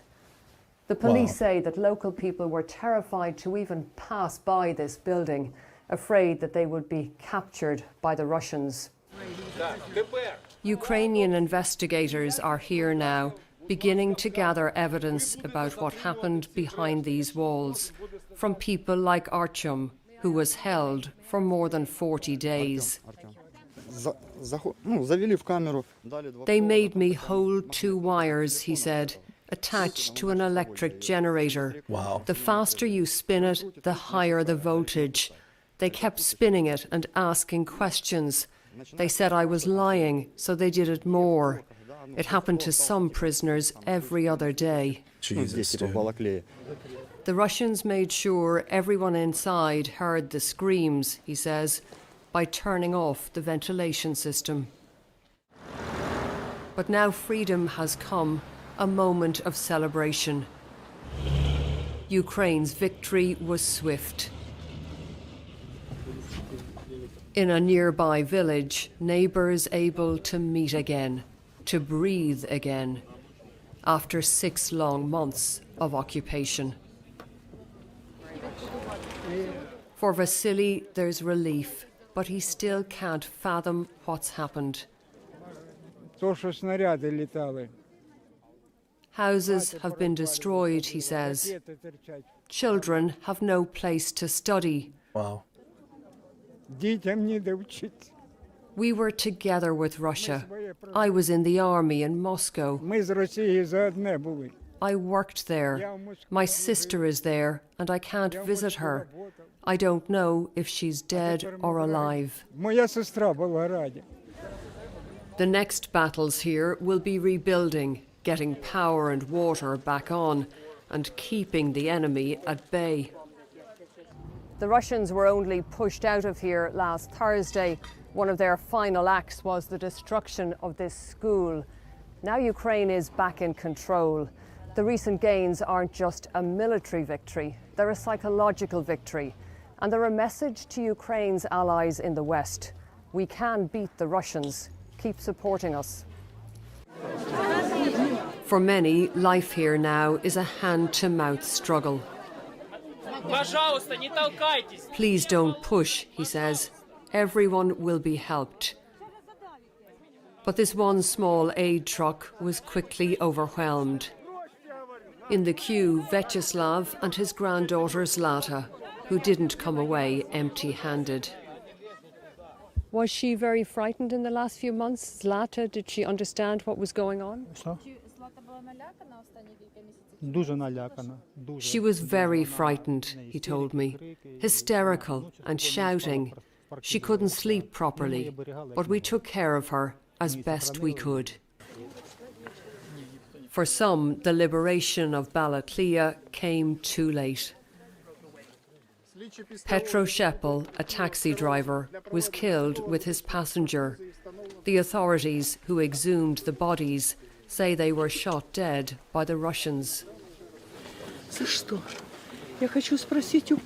I want to ask Putin why he killed my son, says Valentina, Petro's mother. For what? He's not just killing our children, he's killing us, the mothers. I am dying. And I am speaking to all the mothers of the world. Rebel against that assassin. Petro was her only son. She has vowed to keep speaking for him, demanding justice. Orla Guerin, BBC News, Balaklia. That was from Balaklia. Says Valentina. That's from Balaklia. Every time that the Ukrainians liberate territory and go into territory that the Russians had occupied, it's just nothing but war crimes being seen, just atrocities. We saw it when the Ukrainians liberated the Kyiv Oblast and moved in and rid the Russians away, and we got to see what Bucha and Irpin looked like, and we got to see just the trail of atrocities that the Russians commit. We got to see for the first time what their fighting positions look like, how trashy they are, how just full of they're garbage. They're garbage people, garbage ideology. They just leave. They eat where they shit. There's just not enough words to describe. That's why we call them orcs here. And that's why our community is called the orc hunters, because it's just, there's not enough words to describe the atrocities that the Russian military or the Russian volunteers, whatever the hell, are committing in Ukraine. So here's inside a Ukrainian town freed by daring special forces soldiers. Before that, I had a couple super chats here to read. I had a question checking in from Pittsburgh, Pennsylvania. Do you think the U.S. has any special forces on the ground in Ukraine working undercover? Keep up all the great work. I don't think they're on the ground in Ukraine. I know in the Foreign Legion, there's for sure like ex-special forces and U.S. soldiers that were in specialty jobs, like just beyond regular military, that were in the special forces that are fighting. I don't know if like official U.S. military special forces units are in Ukraine like that. They're for sure in Poland. They're for sure in the next country over. Could be in some of the western cities. Could be in Kyiv. There could be some there, but I don't think they're in the front lines. Other than again the Foreign Legion, which there's plenty of special forces that, or ex-special forces or fighters that are in a part of that. So yes and no in a sense. And then we had another super chat. I think that's it. No, I think that one's it. Thank you again for asking that, Mr. Hobby. Shout out to Mr. Hobby for that again. So now here is in Balikla. For 6 months, she lived in fear. First in a basement where she and her 3-month-old grandson sheltered for a month as Russian forces blasted their way into Balikla early in the war. Then over the summer in their garden, trying to grow the food that has vanished from the shops. So real quick, I'll show y'all where Balikla is. I'm going to do this as part of every stream from now on, so y'all get the exact idea of where things are on the map. So I don't even have to zoom out or zoom in to find it. Here's the Ukrainian controlled city of Balikla. Oops. It's right here. Ukrainian controlled city of Balikla. And we're going to go in and see what has transpired after the Russians had left the city. So again, here's inside the Ukrainian town freed by daring special forces.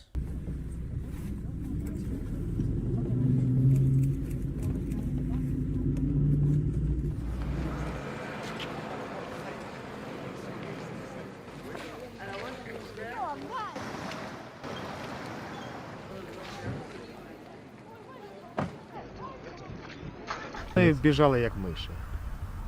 Біжали, бросали все. Техніку, своїх людей. Був навіть друг, якого поранили. Вони його застрелили, щоб просто вбігти.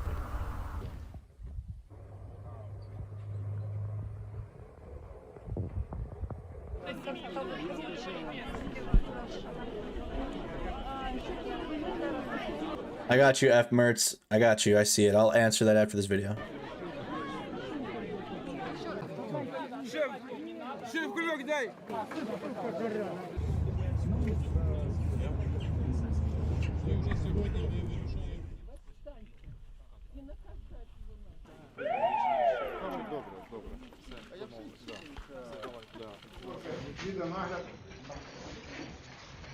Бачите, один написав 72 сутки.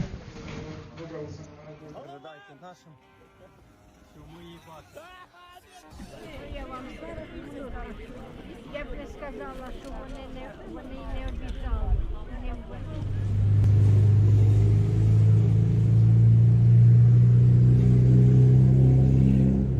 Ще залишився переход. З другого боку сучасний кабінет математики, сучасний кабінет музики, зруйнована спортивна зала. Школа нова була, тому що є.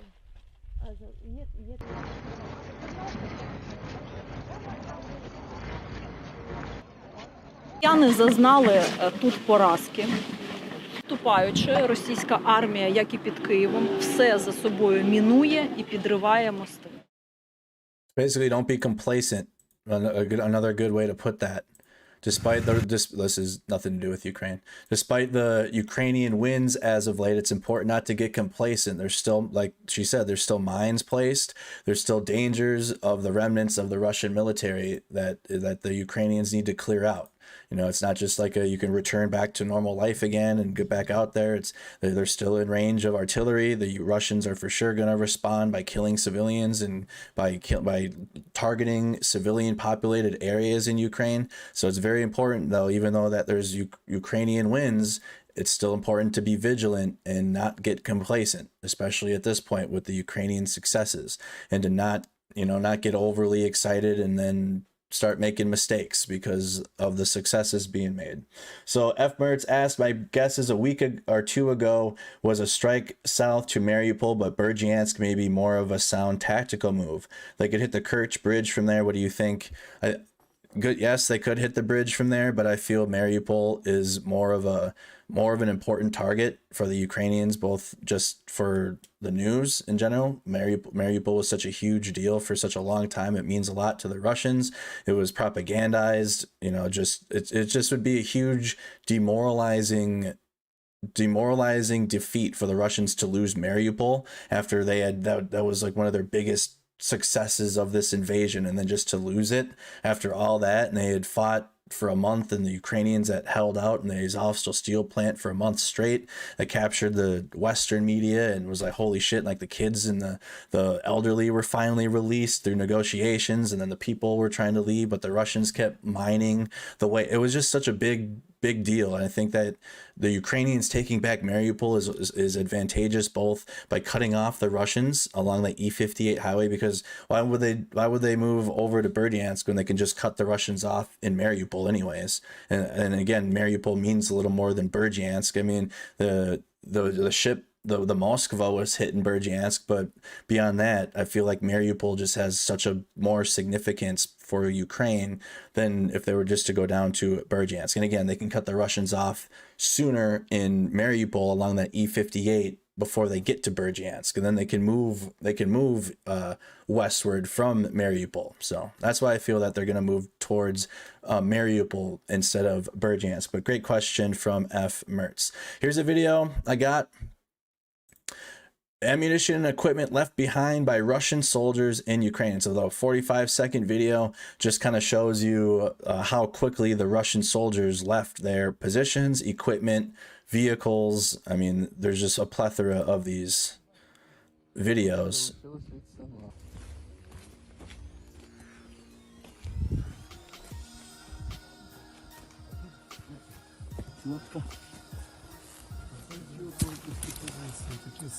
Yeah, munitions here. Those are munitions boxes.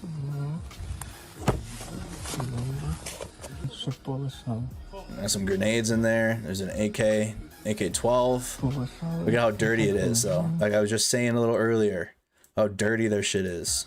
Trash everywhere. Trash on the ground. Swear to God, dude, if we left the field, if we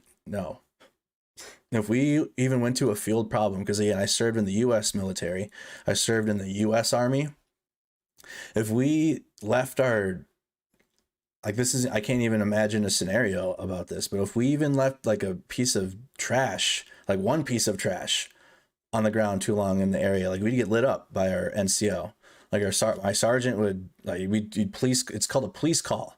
Anyone that's serving the military, hear those dreaded words of doing a police call afterwards. That's why we did them. That's why they sucked every time too, because you got to do we called it Hands Across America. That's what it was called. And you just go across, and then you clean the area of any trash left behind, because there is going to be trash no matter what. But in a war, though, it's tactically smart to clean your trash up, because if you have to leave in a hurry like the Russians did here, that's going to give clear indication that they left quick and in a hurry, and they might not be that far away from where this position is, right? If they left this fast, they left a weapon there. They let the dude, whatever soldier, left his weapon. Didn't even take the weapon with him. And they got his helmet there, just got up and ran away. So it's important to clean your area too, so that way the enemy doesn't have an idea of how far away you are or how close you are. Just trash everywhere. Garbage shit everywhere. Half-drink water bottles, Probably piss bottles. Look at other MREs just sitting all over the place. Awesome. Oh, there. Oh, wow. Oh, wow. They didn't go. They need to zoom into that. Look at that trash pile back there. That's a trash pile. Awesome. Bang. Look at that. Oh, my God. Just a pile of trash right there. Купа запалів. Giant pile of trash. Так, цілі. Зносу паїв. Wow. Just disgusting. Absolutely disgusting. The Russian military and all of their... Here, this is a good video. Ukrainian forces hunting collaborators. Demining in newly liberated areas. Credit to Radio Free Europe, Radio Liberty for this video. And then again, it just shows collaborators working with the Russians and then demining newly liberated areas within Ukraine. This is specifically in Kharkiv. So I'm going to pull up the map. So what we just saw a couple of videos in Balikla. This is going to be coming out of the Ukrainian controlled city of Kharkiv. I'm going to highlight where that is. Here's Kharkiv. Video. Pull it up right there. Let's dive into it. Первое, что делают солдаты ВСУ в освобожденных населенных пунктах, меняют российские флаги на украинские. В городе Волчанске Харьковской области в этом им помогают местные жители. Українці вже дізналися, що військові в місті. Но далеко не во всех населенных пунктах этот ритуал происходит так. Прежде чем в село можно будет снова пустить эвакуировавшихся людей, саперам предстоит обойти каждый двор. Они буквально усеяны не разорвавшимися боеприпасами, растяжками и минами. Не спіши. На даних позиціях було виявлено, ось ви бачили, що противотанкові міни, протипіхотні міни заборонені міжнародною конвенцією. Дані міни було виявлено та вилучено вибухничною службою. В Чугуевском районе в селе Залезничное украинские правоохранители эксгумировали тела предположительно местных жителей. Там нашли 4 трупа со следами пыток. Никого не трогал. Спокойный человек был.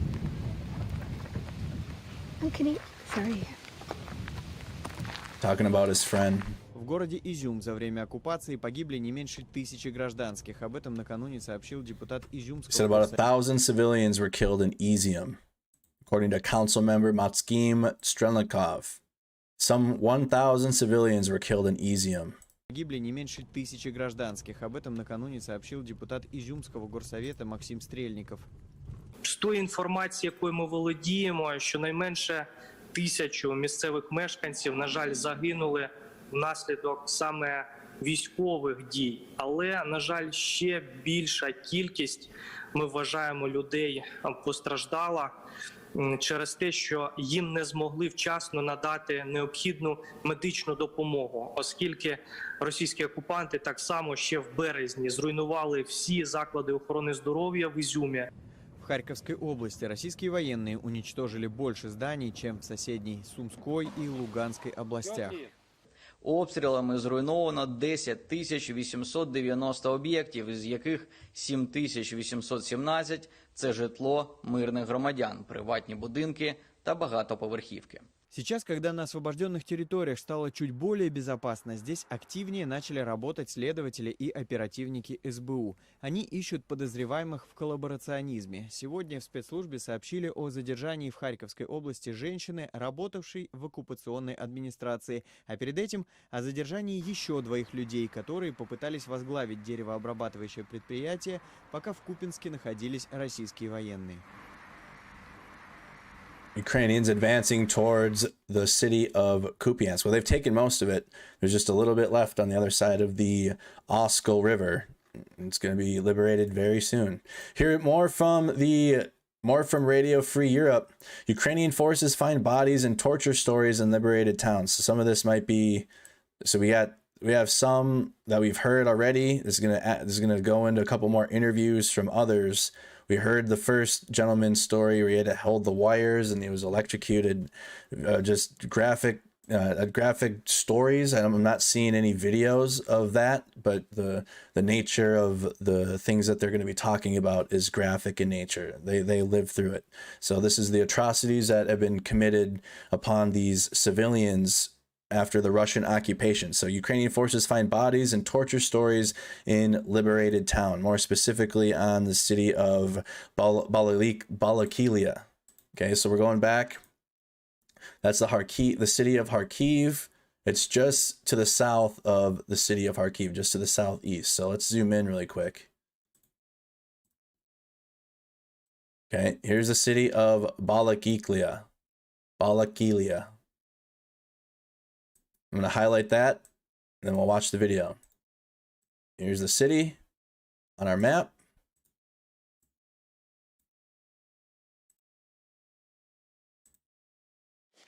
Оце вони не змогли її завести просто, чи вони? Ні, ну бросали, ну куди нею їхати, я знаю.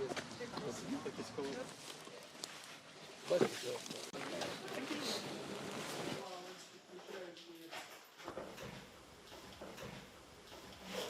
He was in detention for 46 Проверяли, days. искали сначала оружие. Ну, заехал БТР, там их много было, БТР и КамАЗ.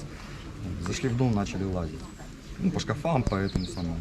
Нашли фотографии. У меня там, я же говорю, у меня брат в форме. Говорит, а это кто? Говорю, брат. А что он? Служит? Служит. Ну, говорит, поехали. Забрали вроде за брата, а спрашивали, говорит, а кто в городе остался из тех, кто служил, военнослужащих бывших. Да говорю, откуда я могу знать? Это местное управление полиции. Сюда российские военные привозили неугодных. Причина задержания, говорят местные, могла быть самой разной. Мобильные телефоны, фотографирование техники или же политические взгляды. Колега моя жила в домі рядом з міліцією, поліція. І вночі просипалася від того, що кричали, проходили допити. І кричали, я нічого не знаю, я нічого не знаю. Пережити це, звичайно, і пробачити те, що робили вони, це, я думаю, неможливо. Які ті росіяни різні. Хтось був такий напищений, дуже впевнений, що вони сюди прийшли назовсім. Хтось так більш обережніше поводився. Ми їм говорили, заходили там вони до магазину. А я говорю, хлопці, чого ви сюди приїхали? Оце поїли наших вареників і їдьте додому. Скільки тобі років? Та це ж не від нас зависить. Балаклея выглядит не очень типичным городом, который пережил боевые действия. Это не Северодонецк, это не Лисичанск, это даже не Бахмут. Здесь очень много неповрежденных и абсолютно целых зданий. Местные говорят, российские военные отсюда просто убежали. А росіяни зазнали тут поразки. Russians have been defeated here. І поводилися їхні війська тут так само, як під час звільнення Київщини. Коли вони усвідомили, що зазнають поразки, вони заявили, що змінюють план своєї операції. Відступаючи, російська армія, як і під Києвом, все за собою мінує і підриває мости. А її вона вже поїхала в Харків. Не знаю, скільки населення. Все розповіли, що ми знаємо. Зараз встановлено. Это был последний день бегства этих рашистов с Балаклеи. И мой сын с другом на машине попал вот в центре как раз под обстрел. Они вышли, там очевидцы, которые видели, рассказывают, что их человек 15-20 с автоматами вышли со двора дома и в упор расстреляли эту машину. Ми зафіксували кульові отвори в голові та в іншому тілі, на бедренній артерії. Orcs. That's why we're the orc hunters. Just criminals. There needs to be the hag needs to get going. Ми фіксуємо місце, тобто поховання тіл, в тому числі цивільних людей. При ексгумації ми фіксуємо сліди, в тому числі катувань. Тобто, і ми йдемо далі, і наше завдання зафіксувати абсолютно всі абсолютно злочини. Наші прийшли, 6 числа, 1:30 зайшли до мене у двір. Зайшли до вас в двір? Так, наші воєнні. Подарували їм щось? Гостинця якогось? Обов'язково. А що? Кавунів дала. Вони як? Я кажу, Херсон освободили, а він каже, а ви що хочете херсонського кавуна? Я кажу, я не хочу, в мене на городі є свої. А ми б не проти поїсти. Так я мішок пішла, нарвала. She asked me if they've liberated Kherson yet. brought some Ukrainian sense of humor during all of this has been remarkable as well. The Ukrainian humor during everything that's been taking place in their country. How they can still keep that going is just absolutely remarkable. John Sweeney, War Diary Day 203, Putin dare not retreat, but if he doesn't, he will be defeated. 15 hours ago, John's back in the UK. He'll be back in Ukraine at the end of September. So John Sweeney, independent reporter now, used to report for the BBC, wrote a book on Putin. He's interviewed Putin himself, so he knows the man pretty well. And so here's John Sweeney. War Diary Day 203 of Vladimir Putin's war. Putin is in big, big trouble. Orange hats in the chat. It's really quite fascinating. What's he do next? He really doesn't want to retreat. He doesn't want to retreat from Bakhmut, where I was in August. He doesn't want to retreat in Kherson, and he doesn't want to retreat on the Kharkiv front. His problem is he can't hold all three, because sooner or later his armies there will break. In Kherson, in the south, the Ukrainians trapped him into sending 20,000 reinforcements to hold that place. Then the Ukrainians have smashed all the bridges over the mighty Dnipro. It's really, really wide, far wider than the Thames is here in London. And they're stuck and they're running out of ammo. In Kherson, sorry, that's Kherson, in Kharkiv, the Ukrainians have done a blinder. They have taken back an enormous amount of space, good on them, and that makes Putin's ambition, for example, to take Bakhmut virtually impossible now. So if he was smart, he would try and get his people out of Kherson as fast as possible, and close down and limit the lines so it's much, much smaller. So he's got an easier terrain to defend. But he's so arrogant and conceited and surrounded by yes men that people close to him dare not tell him, boss, we've got to retreat to make ourselves safer. And so I think sooner rather than later there's going to be yet another shocking and massive defeat. And each defeat that the Ukrainians perpetrate, the weaker Putin gets. Once more with feeling, from London, Vladimir Putin, do fuck off. Vladimir Putin, do fuck off. So Putin dare not retreat. If he doesn't, he will be defeated. The Ukrainians are beginning to launch definitely some probing attacks in the south, and we're seeing that, and we're hearing more and more reports and seeing that the Ukrainians are amassing troops in the south to be able to start taking back territory in the southern axis now, just as they have in the east. So a couple of videos I'm going to go back. So these are more oriented towards combat videos from Rob Lee on our timeline here. But we're going to start here. 3 captured Russian tanks in Slutobivka in the Kharkiv Oblast. Looks like 1 T-72 or T-72B tanks. Whole line of Russian tanks. Also the thumbnail. Also the thumbnail of the video. Here's a video of Ukrainian UAV dropping munitions on a Russian T-80BV tank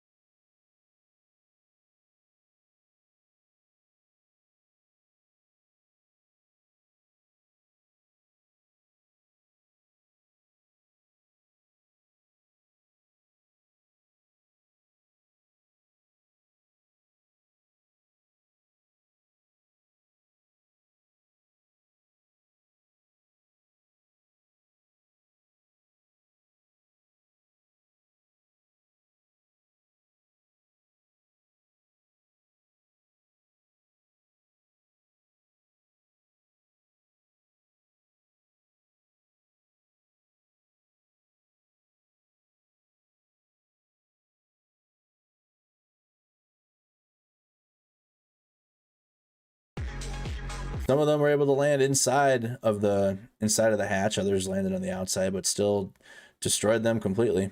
Here's Ukrainian AHS crab howitzers and a Humvee as part of the offensive in the Kharkiv Oblast.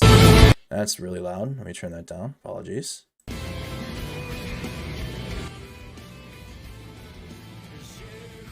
Those are those crab howitzers. Ukrainian convoys advancing as part of their counteroffensives. Okay, some TikToks being posted. Video of a destroyed Russian TOS-1 Alpha thermobaric multiple launch rocket system recorded yesterday with some of its rockets. So destroyed Russian TOS-1A thermobaric multiple launch rocket system.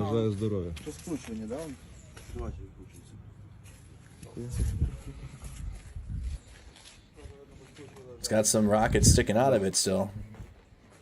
Oof. The whole top blew off. Oof.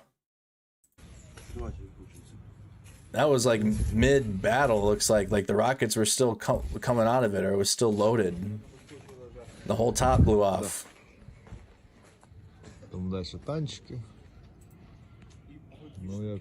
Hey, yo.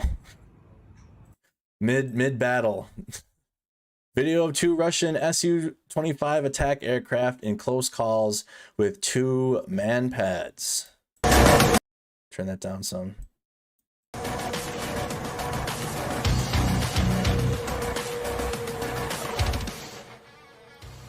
So 2 Ukrainian man-pads came very close to these Russian jets.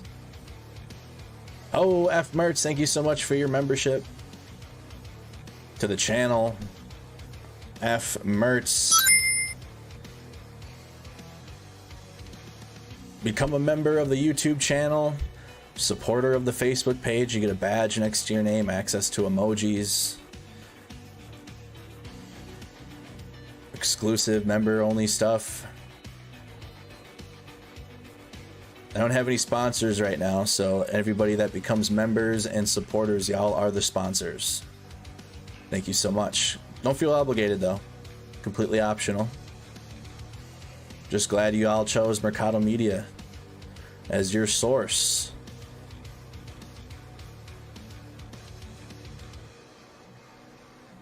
So you had some man pads that came very close to these jets and didn't shoot them down, but came very close.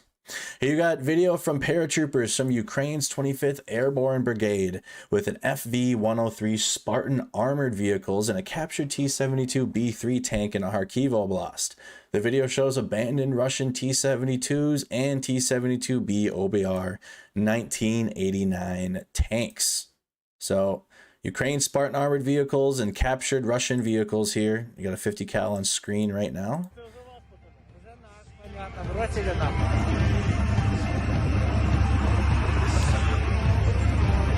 Ukrainian military taken in, destroyed, and just left behind Russian military vehicles. Very similar to when Ukraine won in Kyiv, and then when they won the Battle of Kyiv, and the Russians left their tanks and equipment. They're very similar. Nothing's changed.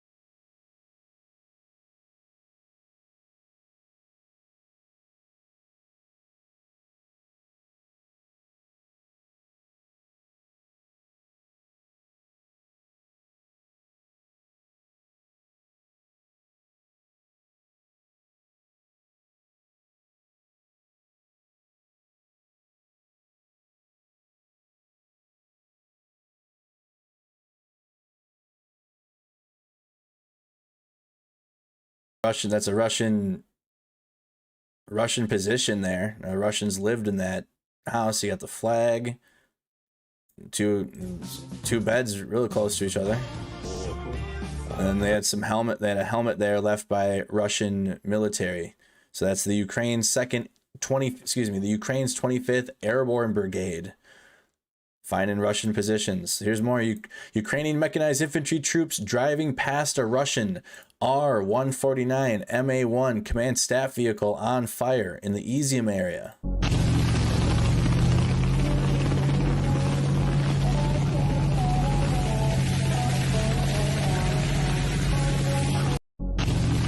Destroyed Russian vehicles in the convoy. Ooh.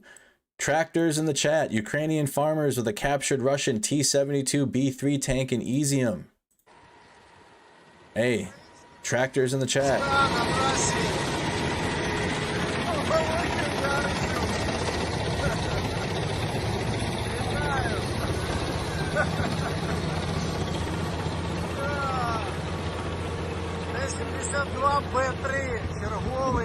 Ukrainian farmers back.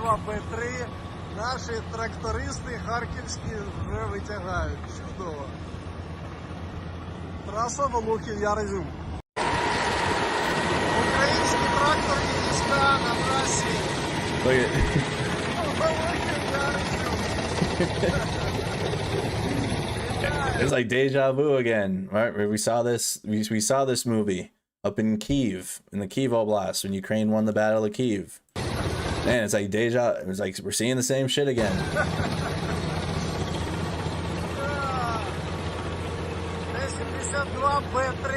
It's harvesting time. Черговий Т-72Б3. Наші трактористи харківські вже витягають. Чудово. Траса Волохів Яризюм. All right. Ukrainian farmers with a captured tank. A Russian Boris Goblexk 2 electronic warfare system was captured by Ukrainian troops in Kharkiv. Big hunk of tuberculosis. Yeah. It's an electronic warfare vehicle, apparently. Ugly as hell. Captured Russian T-72B3 tank with cope cage activated. Cope cage is activated. Well, deactivated now. Yeah. Yeah. Or they put the cope umbrella.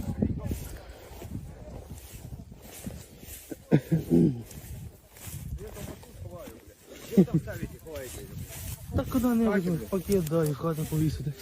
Cope cage activation.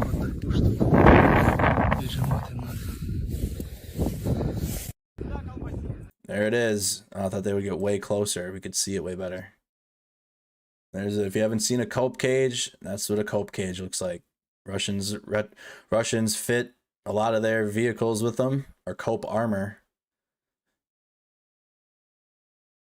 including but not limited to body armor using plate carriers and just like armor you wear on your person to help with their vehicles, and just fabricating anything that they could get a hold of, because their armor could not withstand HIMARS or the rest of the Ukrainian small teams attacks with man pads and javelins, and just completely. Here's more. Captured Russian MSTA-S and MTLB with cope cages. There's an MSTA-S with a big cope roof on it. Big old cope roof. There's another one that kind of looks like a golf cart.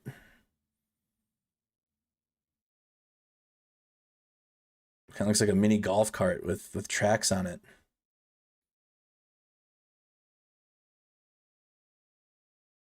Kind of pointless when they just left it behind anyways. Did all that work to weld a cage on top just to leave it. Looks like this cope hat seen some time. All the sheetings, there's not many pieces of sheeting left up there. Wouldn't it be funny if they just left that up there though, with the holes in it, in the armor, or the whatever, in the steel. Video paratroopers from Ukraine's 80th Air Assault Brigade with Bushmaster MRAPs. These are from Australia. From an Australian audience. A fucking Bushmaster. There they are. Being used in the counteroffensive. Australia, thank you.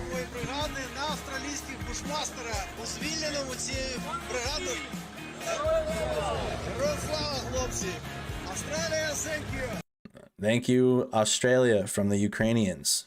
I think that's going to be it here from Rob Lee, though. Ukrainian troops with first captured Russian T-62 tank.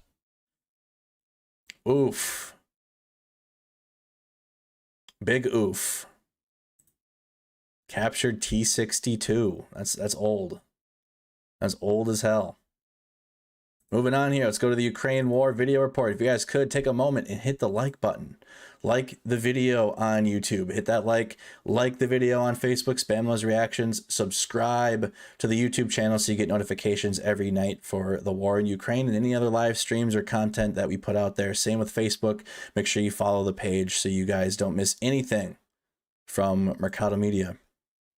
So more on the Ukraine war video report. Chechen reinforcements said to be on their way to the Donetsk front.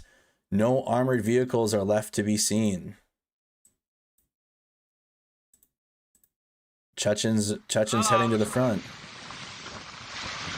In pickup trucks. Looks like a bunch of helixes too.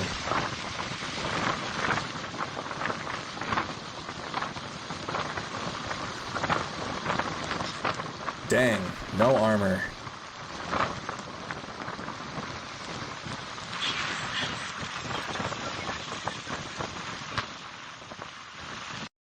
No armor there for the Chechens.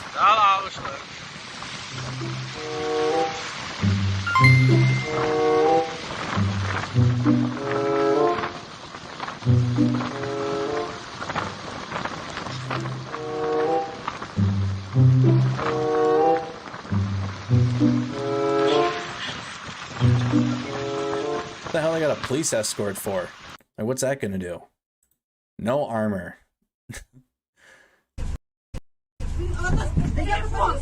Civilian shit. French and American volunteers welcomed by happy Ukrainian civilians. Добрий день.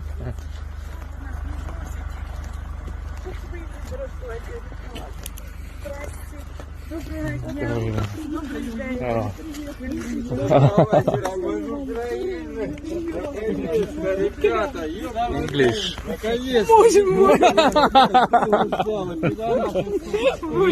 Нет русский.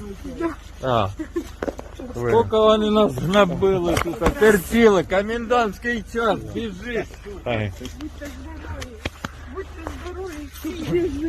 Щоб всі живі, щоб всі до мамок вернулися. А ви, Щоб всі до мами ви що, всі не У мене розумієте? син Ви тоже не на... Харьков. Який язик? Ребята, только живыми оставайтесь, ради Бога, самое главное. Чтоб мамки ваши не плакали. Щоб дождалися вас рідні, щоб дождалися. Господи. Будьте, самое главное, будьте живы, ребята. Живіше будуть. Это страшно, когда дети умирают. Спасибо. Так что держитесь, мы с вами. Все. Будете тут? Будете тут. Вы тут будете? Yeah. English. Speak English. Oh, yeah. No, французский. Французский. Да, французский. Французский. American. Американцы? Да.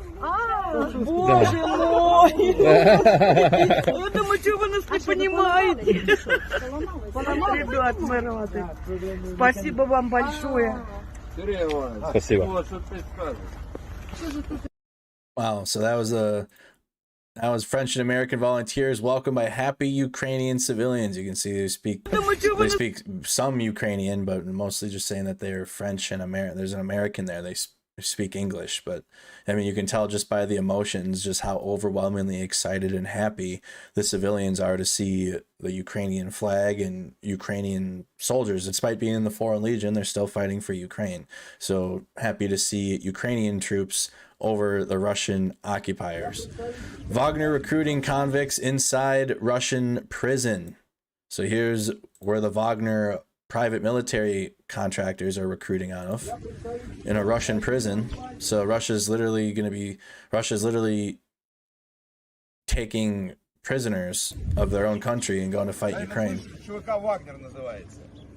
Wagner recruiter. На всякие там чеченские и так далее, близко не похоже. Расход боеприпасов у меня приблизительно в 2,5 раза больше, чем в Сталинграде. Первый грех – это дезертирство. Никто не дает заднюю. Никто не отступает. Никто не сдается в плен. Когда вы будете обучаться, при сдаче в плен вам расскажут 2 гранаты, которые вы должны иметь с собой. Второй грех – это алкоголь, наркотики. В зоне боевых действий. Пока полгода вы с нами, вы все время в зоне боевых действий. И третий грех – это мародерка, включая сексуальные контакты с местными женщинами, флорой, фауной, мужчинами, там, с кем угодно. Это было... So there's no translation, but this is the Wagner group recruiting inside a Russian prison. About a 2-minute and 20-second long video. Очень аккуратно относимся к тем, кто сидит по сексуальным статьям. Но понимаем, что бывают ошибки. Кто нам нужен? Нам нужны только штурмовики. 60% моих парней... So go fight in Ukraine, die there, or die in the gulag. Ukrainian, excuse me, that's loud. Ukrainian Mi-8 does a nice low-level flyby. Ukrainian Mi-8. That's copyrighted.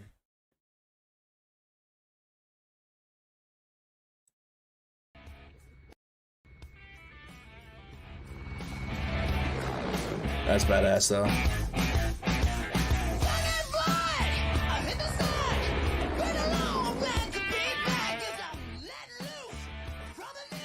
All right. It sounds like a cover of it, though. It doesn't sound like AC/DC to me, but just Facebook won't care, though. They'll still demonetize me.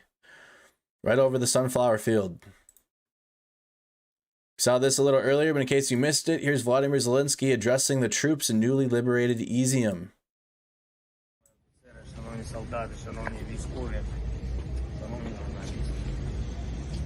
Маю велику честь сьогодні бути тут від народу. Yeah, that was a cover. Yeah, but still, Facebook's, it's garbage. They'll still copyright ID that, probably likely. I got copyright ID'd for Wind. Like, there's nothing I...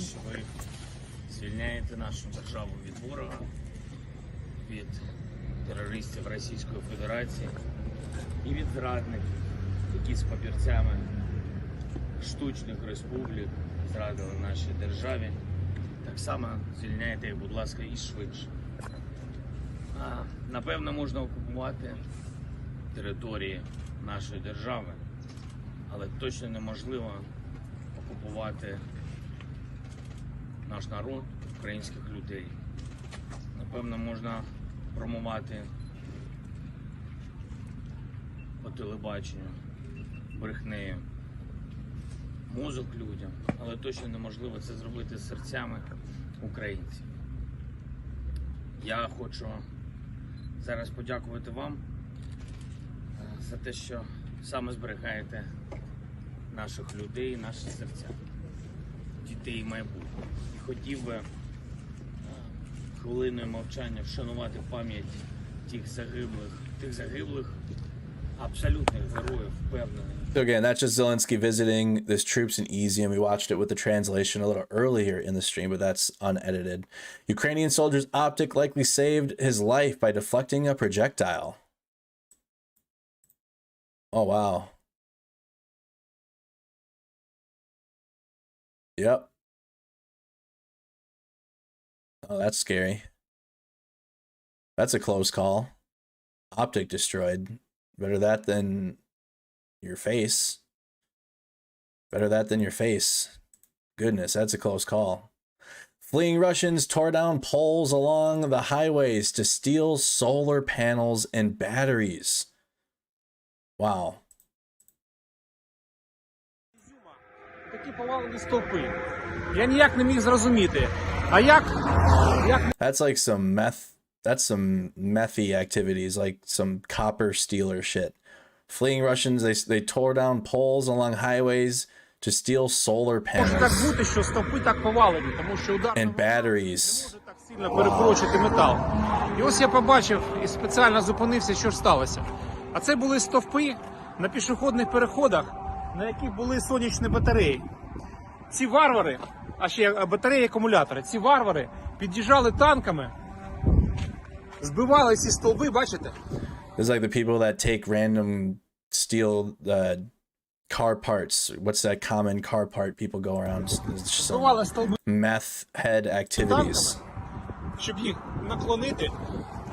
Після того вони розкручували акумулятори і розкручували, і забирали собі сонячні батареї. От бачите, тільки в цьому місці 4 таких конструкції, які коштували грошей, і які були побудовані для того, щоб зробити цей перехід безпечніший для пішоходів. Вони розкручували таким варварським способом. Wow. Horrible. Stealing solar panels. The Lviv paratroopers, presumably the 80th Air Assault Brigade in Ukraine, assaulting behind Russian lines across Kharkiv Oblast recently.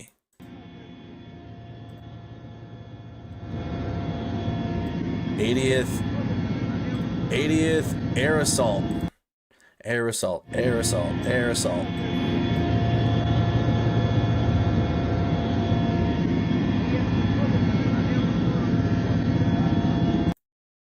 Wow. Can't see that. So that's not safe for content, or not safe for work content on here. So they have video of dead Russians on the side of the road. Yeah, Russian POWs in Kharkiv. Don't make that full screen. Kind of like skip over POW videos. When do you expect Russians to be in the Glory to the nation, death to the enemies. Kyiv. Never. What does that say? When do you expect Russians to be in the middle, in the center of Kyiv? Never. What a dumbass question too. I remember when that was asked. This was early on in the war. Some dumbass reporter asked that stupid question. When do you think they were like? What a dumb, stupid. Oh man. That's why I exist, I guess. BMP-2 takes out the Russian helicopter September 6th. Location unknown, presumably in the Kharkiv direction. Imagine getting to go to Ukraine, being a war reporter, and that's what you ask. You know, when do you think the enemy forces are going to be in your capital?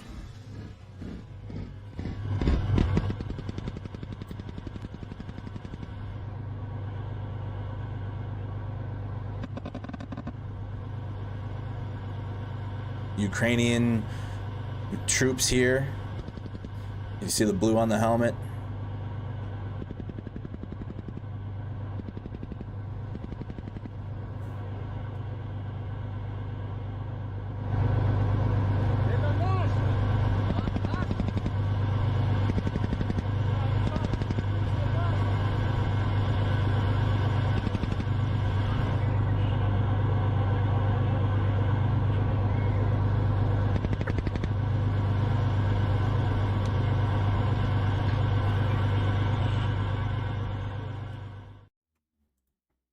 So again, that was a BMP-2 taking out a Russian helicopter, presumably in Kharkiv. The last few days worth of clips of American and British fighters from TikTok in chronological order. Happened to your rifle? Got shot. That's the exit. Entrance. Exit.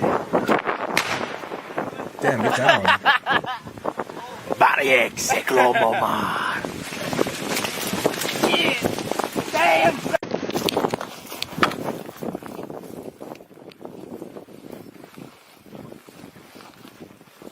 Wow. Hey, how long has it been since we were on position last? That looks like this looks like Saving Private Ryan or Band of Brothers type There's like World War II movements that they're doing through the.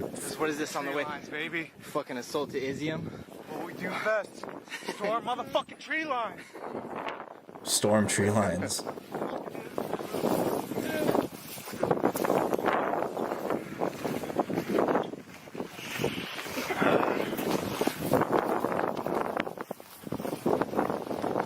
Hey boys, where the fuck are we?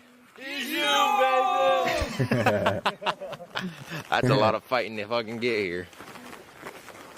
You want to see what some Soviet shit looks like? If I flip this up, look at that. See, Soviet shit looks like. Welcome to Izium.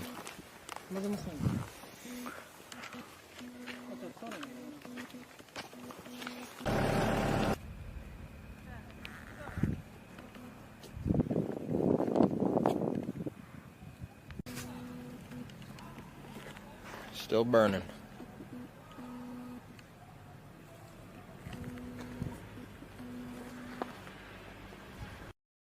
Wow. So that was some foreign Legion fighters, some combat footage of the days leading up to the taking of the liberation of Izium from American and British fighters in order.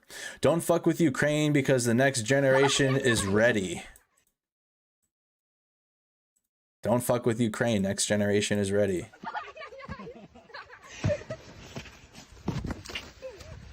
What are these?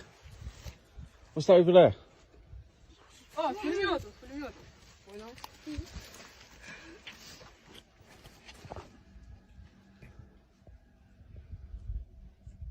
Sad though. When I was a kid, I was playing Army and War. Not for real. In my backyard or like my grandparents' backyard. These kids are literally in a real life trench, probably in their backyard, like a fighting position. The privileges we get in America, not seen in many other places. Cats in service. Everyone likes a cat video. Here's some Ukrainian combat kitties.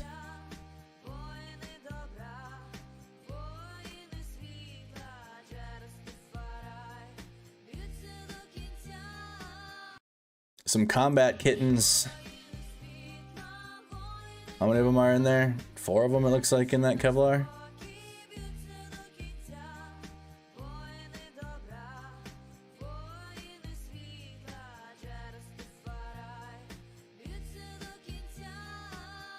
Five of them. There's a 5th one. I didn't see the 5th one. Ukrainian defenders rescued a horse that was left closed without water. Oh, they saved Cinnamon. Only left. So again, that's Ukrainian defenders rescue a horse that was left closed without water. Ukrainian military found 3 washing machines on an abandoned Russian position. Раз, стиралочка. 2, стиралочка. 3 стиралки. 3 стиралки, значит, 3 стиралочки. It was an orc headquarters. Дивись, плазмочка. There's a TV in there. Лежить. Магнитола, DVD-шники, сука. Долбоёбы. Oh, that's an officer's quarters. Ну ничего, вон, подивіться.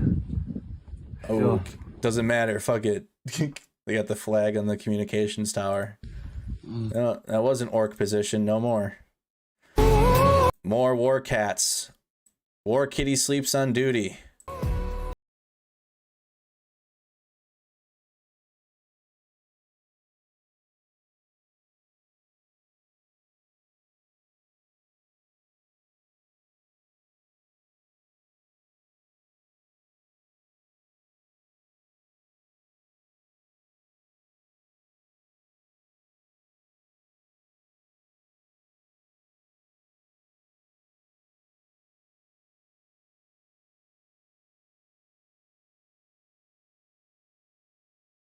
That's a sleepy kitty. Sleepy kitty. All right, we're going to end the stream reacting to Civdiv's recent video. Shout out to Civdiv on YouTube, posting his combat missions in Ukraine. So this is some straight combat footage coming from Civdiv. This was his last mission, which was Balaliklia, which indicate he was part of the Foreign Legion. He's not in Ukraine anymore. Complete GoPro of my last mission in Ukraine, Balakilia. The only purpose of today's video is to show what war really looks like. These videos aren't to persuade you to go there and help, but only to show a perspective the media often leaves out. Thanks for your support of the Ukrainian people. We owe them so much. So again, full credit to Civdiv for this. Give them a like, share the video to our Discord server. And this was in June. This is June 20th. So this was what led to this had to have been, this was in Balaiklia. This had to have been a huge lead up to the counteroffensives with the Ukrainian military. Definitely. I mean, if this was right outside of Balaiklia, this is the taking or the liberation of Balaiklia happened at the end of August. So this had to have been all leading up to that. Here is Civdiv. It's about a 13-minute video, and then we'll wrap up for the evening. Spark one up. Again, go subscribe to Civdiv's YouTube channel, but we're going to react to it right here as well. So June 20th, last mission in Ukraine. Credit to Civdiv for the combat footage.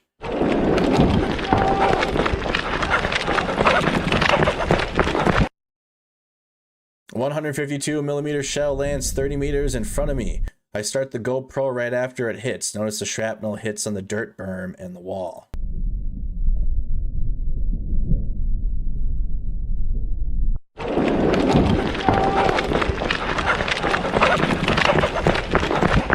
We watched his first video. We watched the first one. That's why we're watching this one. All right. The first one was 45 minutes long. Yes, we did the whole thing.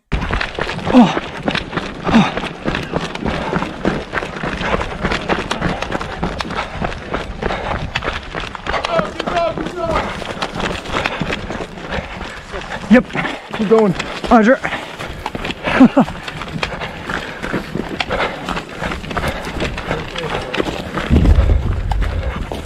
Well done. Next one. Hey, they're falling back all the way. Yeah, let's go back. Keep moving. Hey, roger that. Ready? Move. Let's go. Drone's watching this.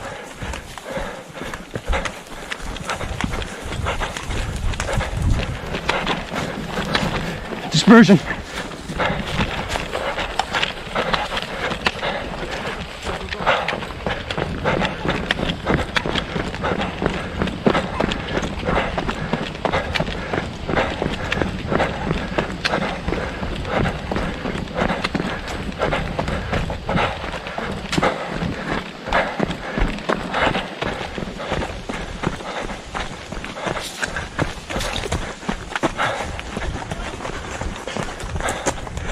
Real quick, welcome any of the Facebook viewers. I'm not sure what took the Facebook stream down, but Facebook went down, I guess. But we're on YouTube for the last 13 some minutes, so come welcome everybody that's joined us from Facebook.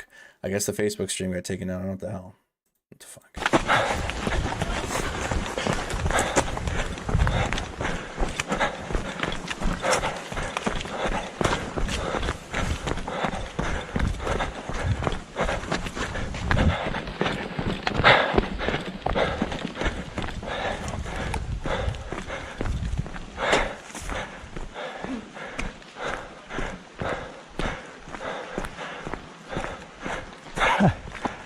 Good.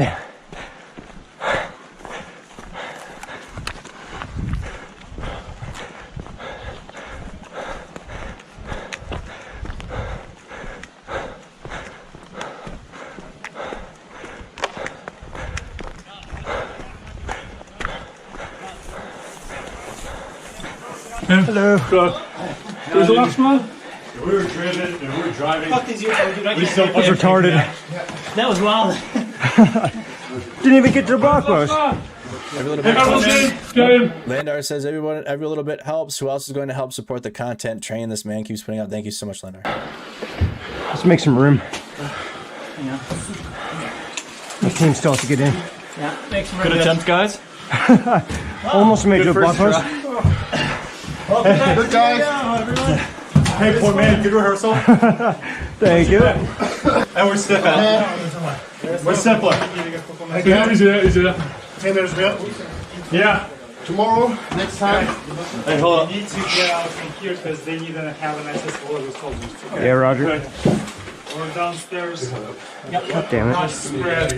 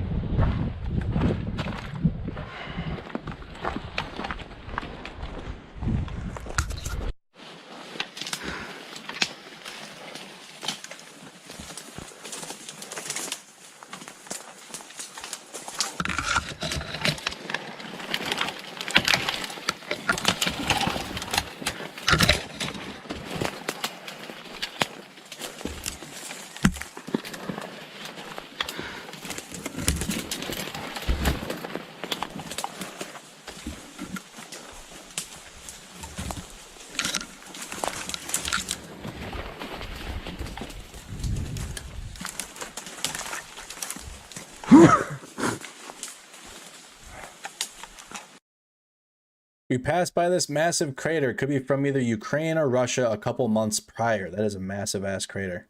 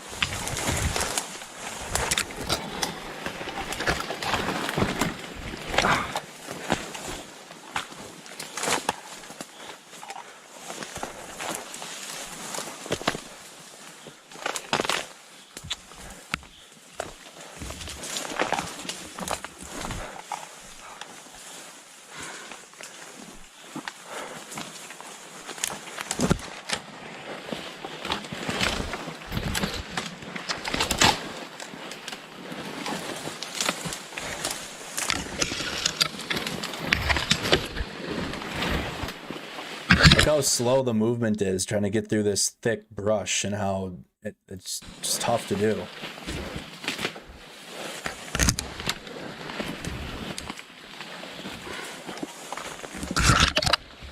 Now imagine this both sides too. The Russian military has to try to navigate through this, and that's why they haven't been able to and advance onto certain cities. While you think even though the Russian army has more, they have more troops, more resources, they're already poorly trained, poorly equipped, and to try to navigate through this terrain, forget about it.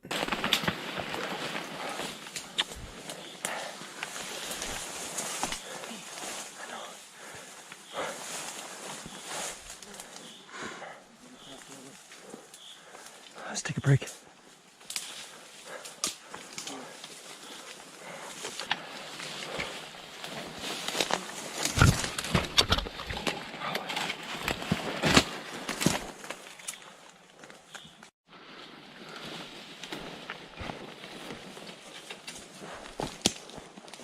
Because of the detour, not everyone had enough water. I passed mine out to people, and because I was carrying more water and also carrying a mine and taking point up until then, my squad leader takes my anti-tank mine and switches which team is on point. Again, this is Civdiv from June, his last mission.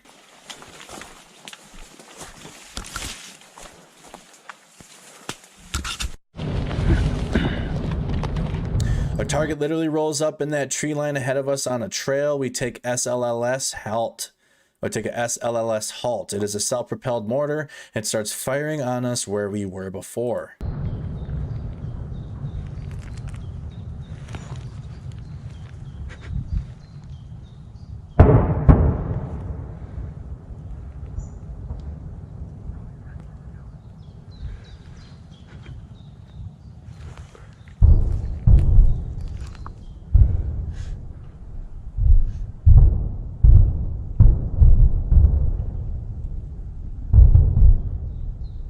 You can hear the booms of the artillery and the mortars in the distance. Wow.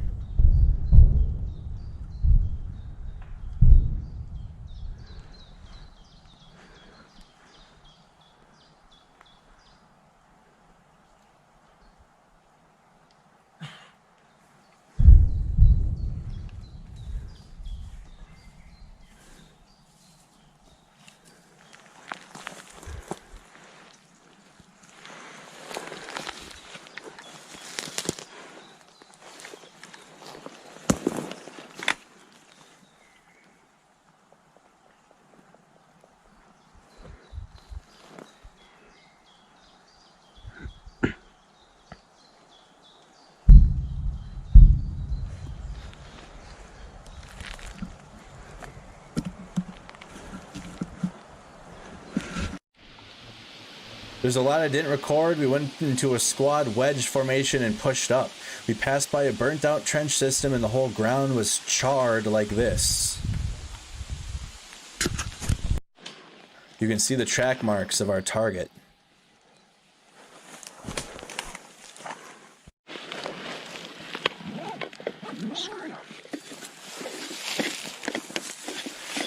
I'm glad Civdiv's last unit was a lot more organized, it seems, in his first unit.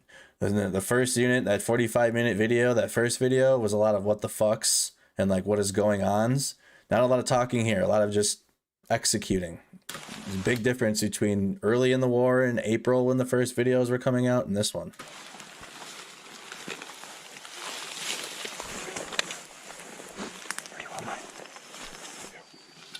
Looks like he's actually in a Foreign Legion unit here now, though. His first unit was a shit show.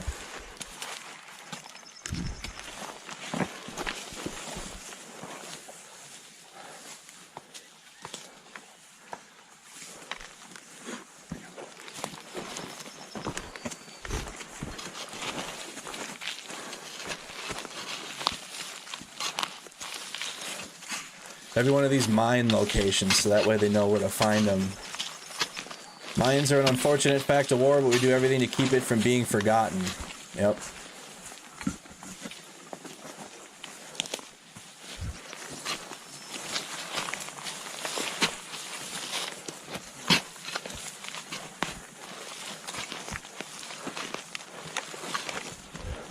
The other team goes down the road to pull security. We'll hit up 2 more roads and place mines on them as well.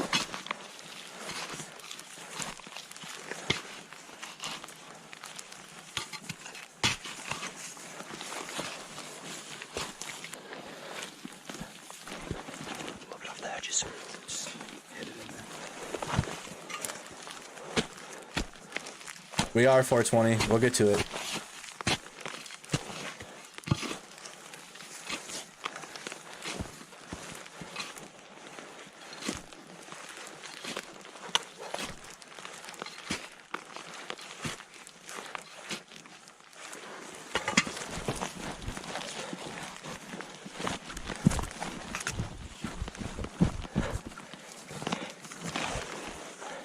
Placing mines down. I asked my team leader to check out if it's placed effectively. I think it's okay. What? You think it's okay? I just put the dirt on top. A little bit more.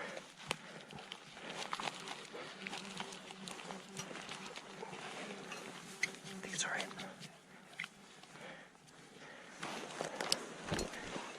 Yeah, but I mean, I need the dirt. I put it on after that. Just pull it. Fuck. Once activated, you have about 2 minutes until the buzzing stops before it's armed. Wow.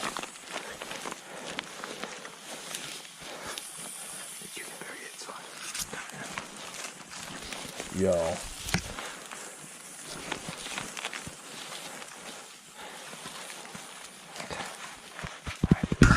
Fuck that. Get away from it. The next team grabs the E-tool for the next spot. Dude, fuck that. Shout out to anybody that was EOD in the military, dude. Couldn't be me.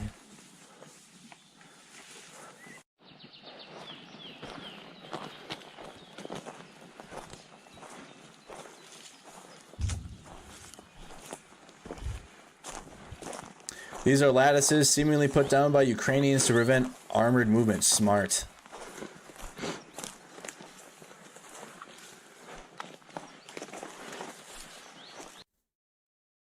Super sketchy field we had to walk through, though. Pretty much sums up Ukraine.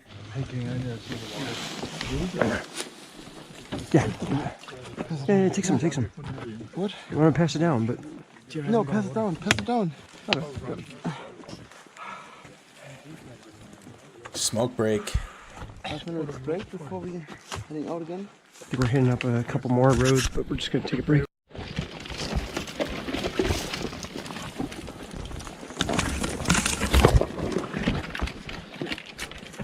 Yeah, sorry about that.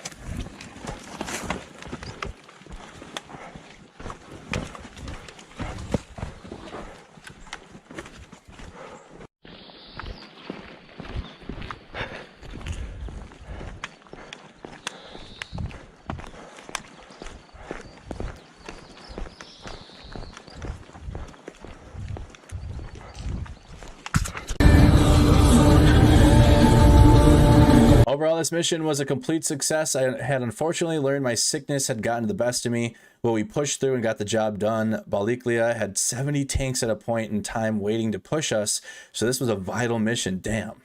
This could have gone differently. This last unit was amazing, but only because we brought in unique perspectives that can only be given from experience. Also, continue ignoring the Russian bots in the comment section. They copy and paste. It's pretty easy to tell what's purposely provocative and not. Thank you for watching. Keep Ukraine on your mind and your prayers. Many of my friends are still out there doing work, and I hope to meet them out there again. Slava Ukraini. Ignore the bots. Civdiv even said that. So again, credit to Civdiv and his YouTube channel. He's posted his combat missions now in Ukraine on his GoPro. First one didn't go as well as this one. It was a shit show. It was a pucker factor the entire video. I mean, it was a pucker factor when he was laying the mine down, but in comparative to the first video, it's night and day in contrast. So tonight, y'all, if you're interested in some more live stream from me, if you want to hang out with our gaming community, I do video game streams as well as I do news content and current events, emphasis on the Ukraine war, but I also stream video games. All right, we're going to be starting The Last of Us Part 2, Chapter 1. We just finished up The Last of Us Part 1, the PS5 version. I haven't played the updated version that's in 60 frames on the PlayStation 5 yet, so I'm going to have to relive Last of Us Part 2 again. I'm going to be streaming that to Snack Squad TV, the YouTube channel. Link is in, I'm going to put the link in the comments right now, but if you just want to go search Snack Squad TV, I'm going to be live streaming for a few hours some gaming content over here, and I stream a bunch of games, and our Snack Squad community is awesome. So that's going to be just after I end this live stream here on Mercado Media. Thank you so much, Landar. Timer expired. Here's the match. To those who hit the super chat after me, thank you so much, Landar, for your support. If you guys want to support, thank you for everybody that sent super chats, super stickers. Thank you to everybody that came from Facebook. I would have thanked all y'all that sent stars during the stream, but Facebook ended the live stream, so we're just on YouTube alone here. So thank you to everybody that's tuned in. Shout out to all of our members of the YouTube channel that keep me going, that's sponsoring Mercado Media in a sense, because I don't have any sponsors yet. So I got to really keep grinding, keep going. Hopefully Mercado Media on Facebook's nearing 100,000 followers. Hopefully that'll bring me some more attention to some sponsors. Subscribe to the YouTube channel. We're getting close to 40,000 subscribers here on Mercado Media YouTube channel. And then get your notification bell. Join our Discord server. Link is in the description of the video, and also our Telegram channel.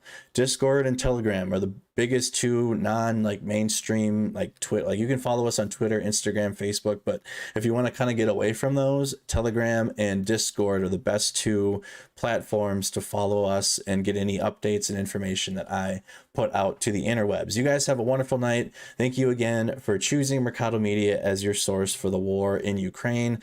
Thank you guys again. Subscribe if you enjoyed this content. Hit a like button. See you guys all on Snack Squad TV. Those that are going to be tuning in. If not, see y'all tomorrow at 8 p.m. Central Time, 9 p.m. Eastern. As always, I'm Andy Mercado from Mercado Media. Have a good night. Take care.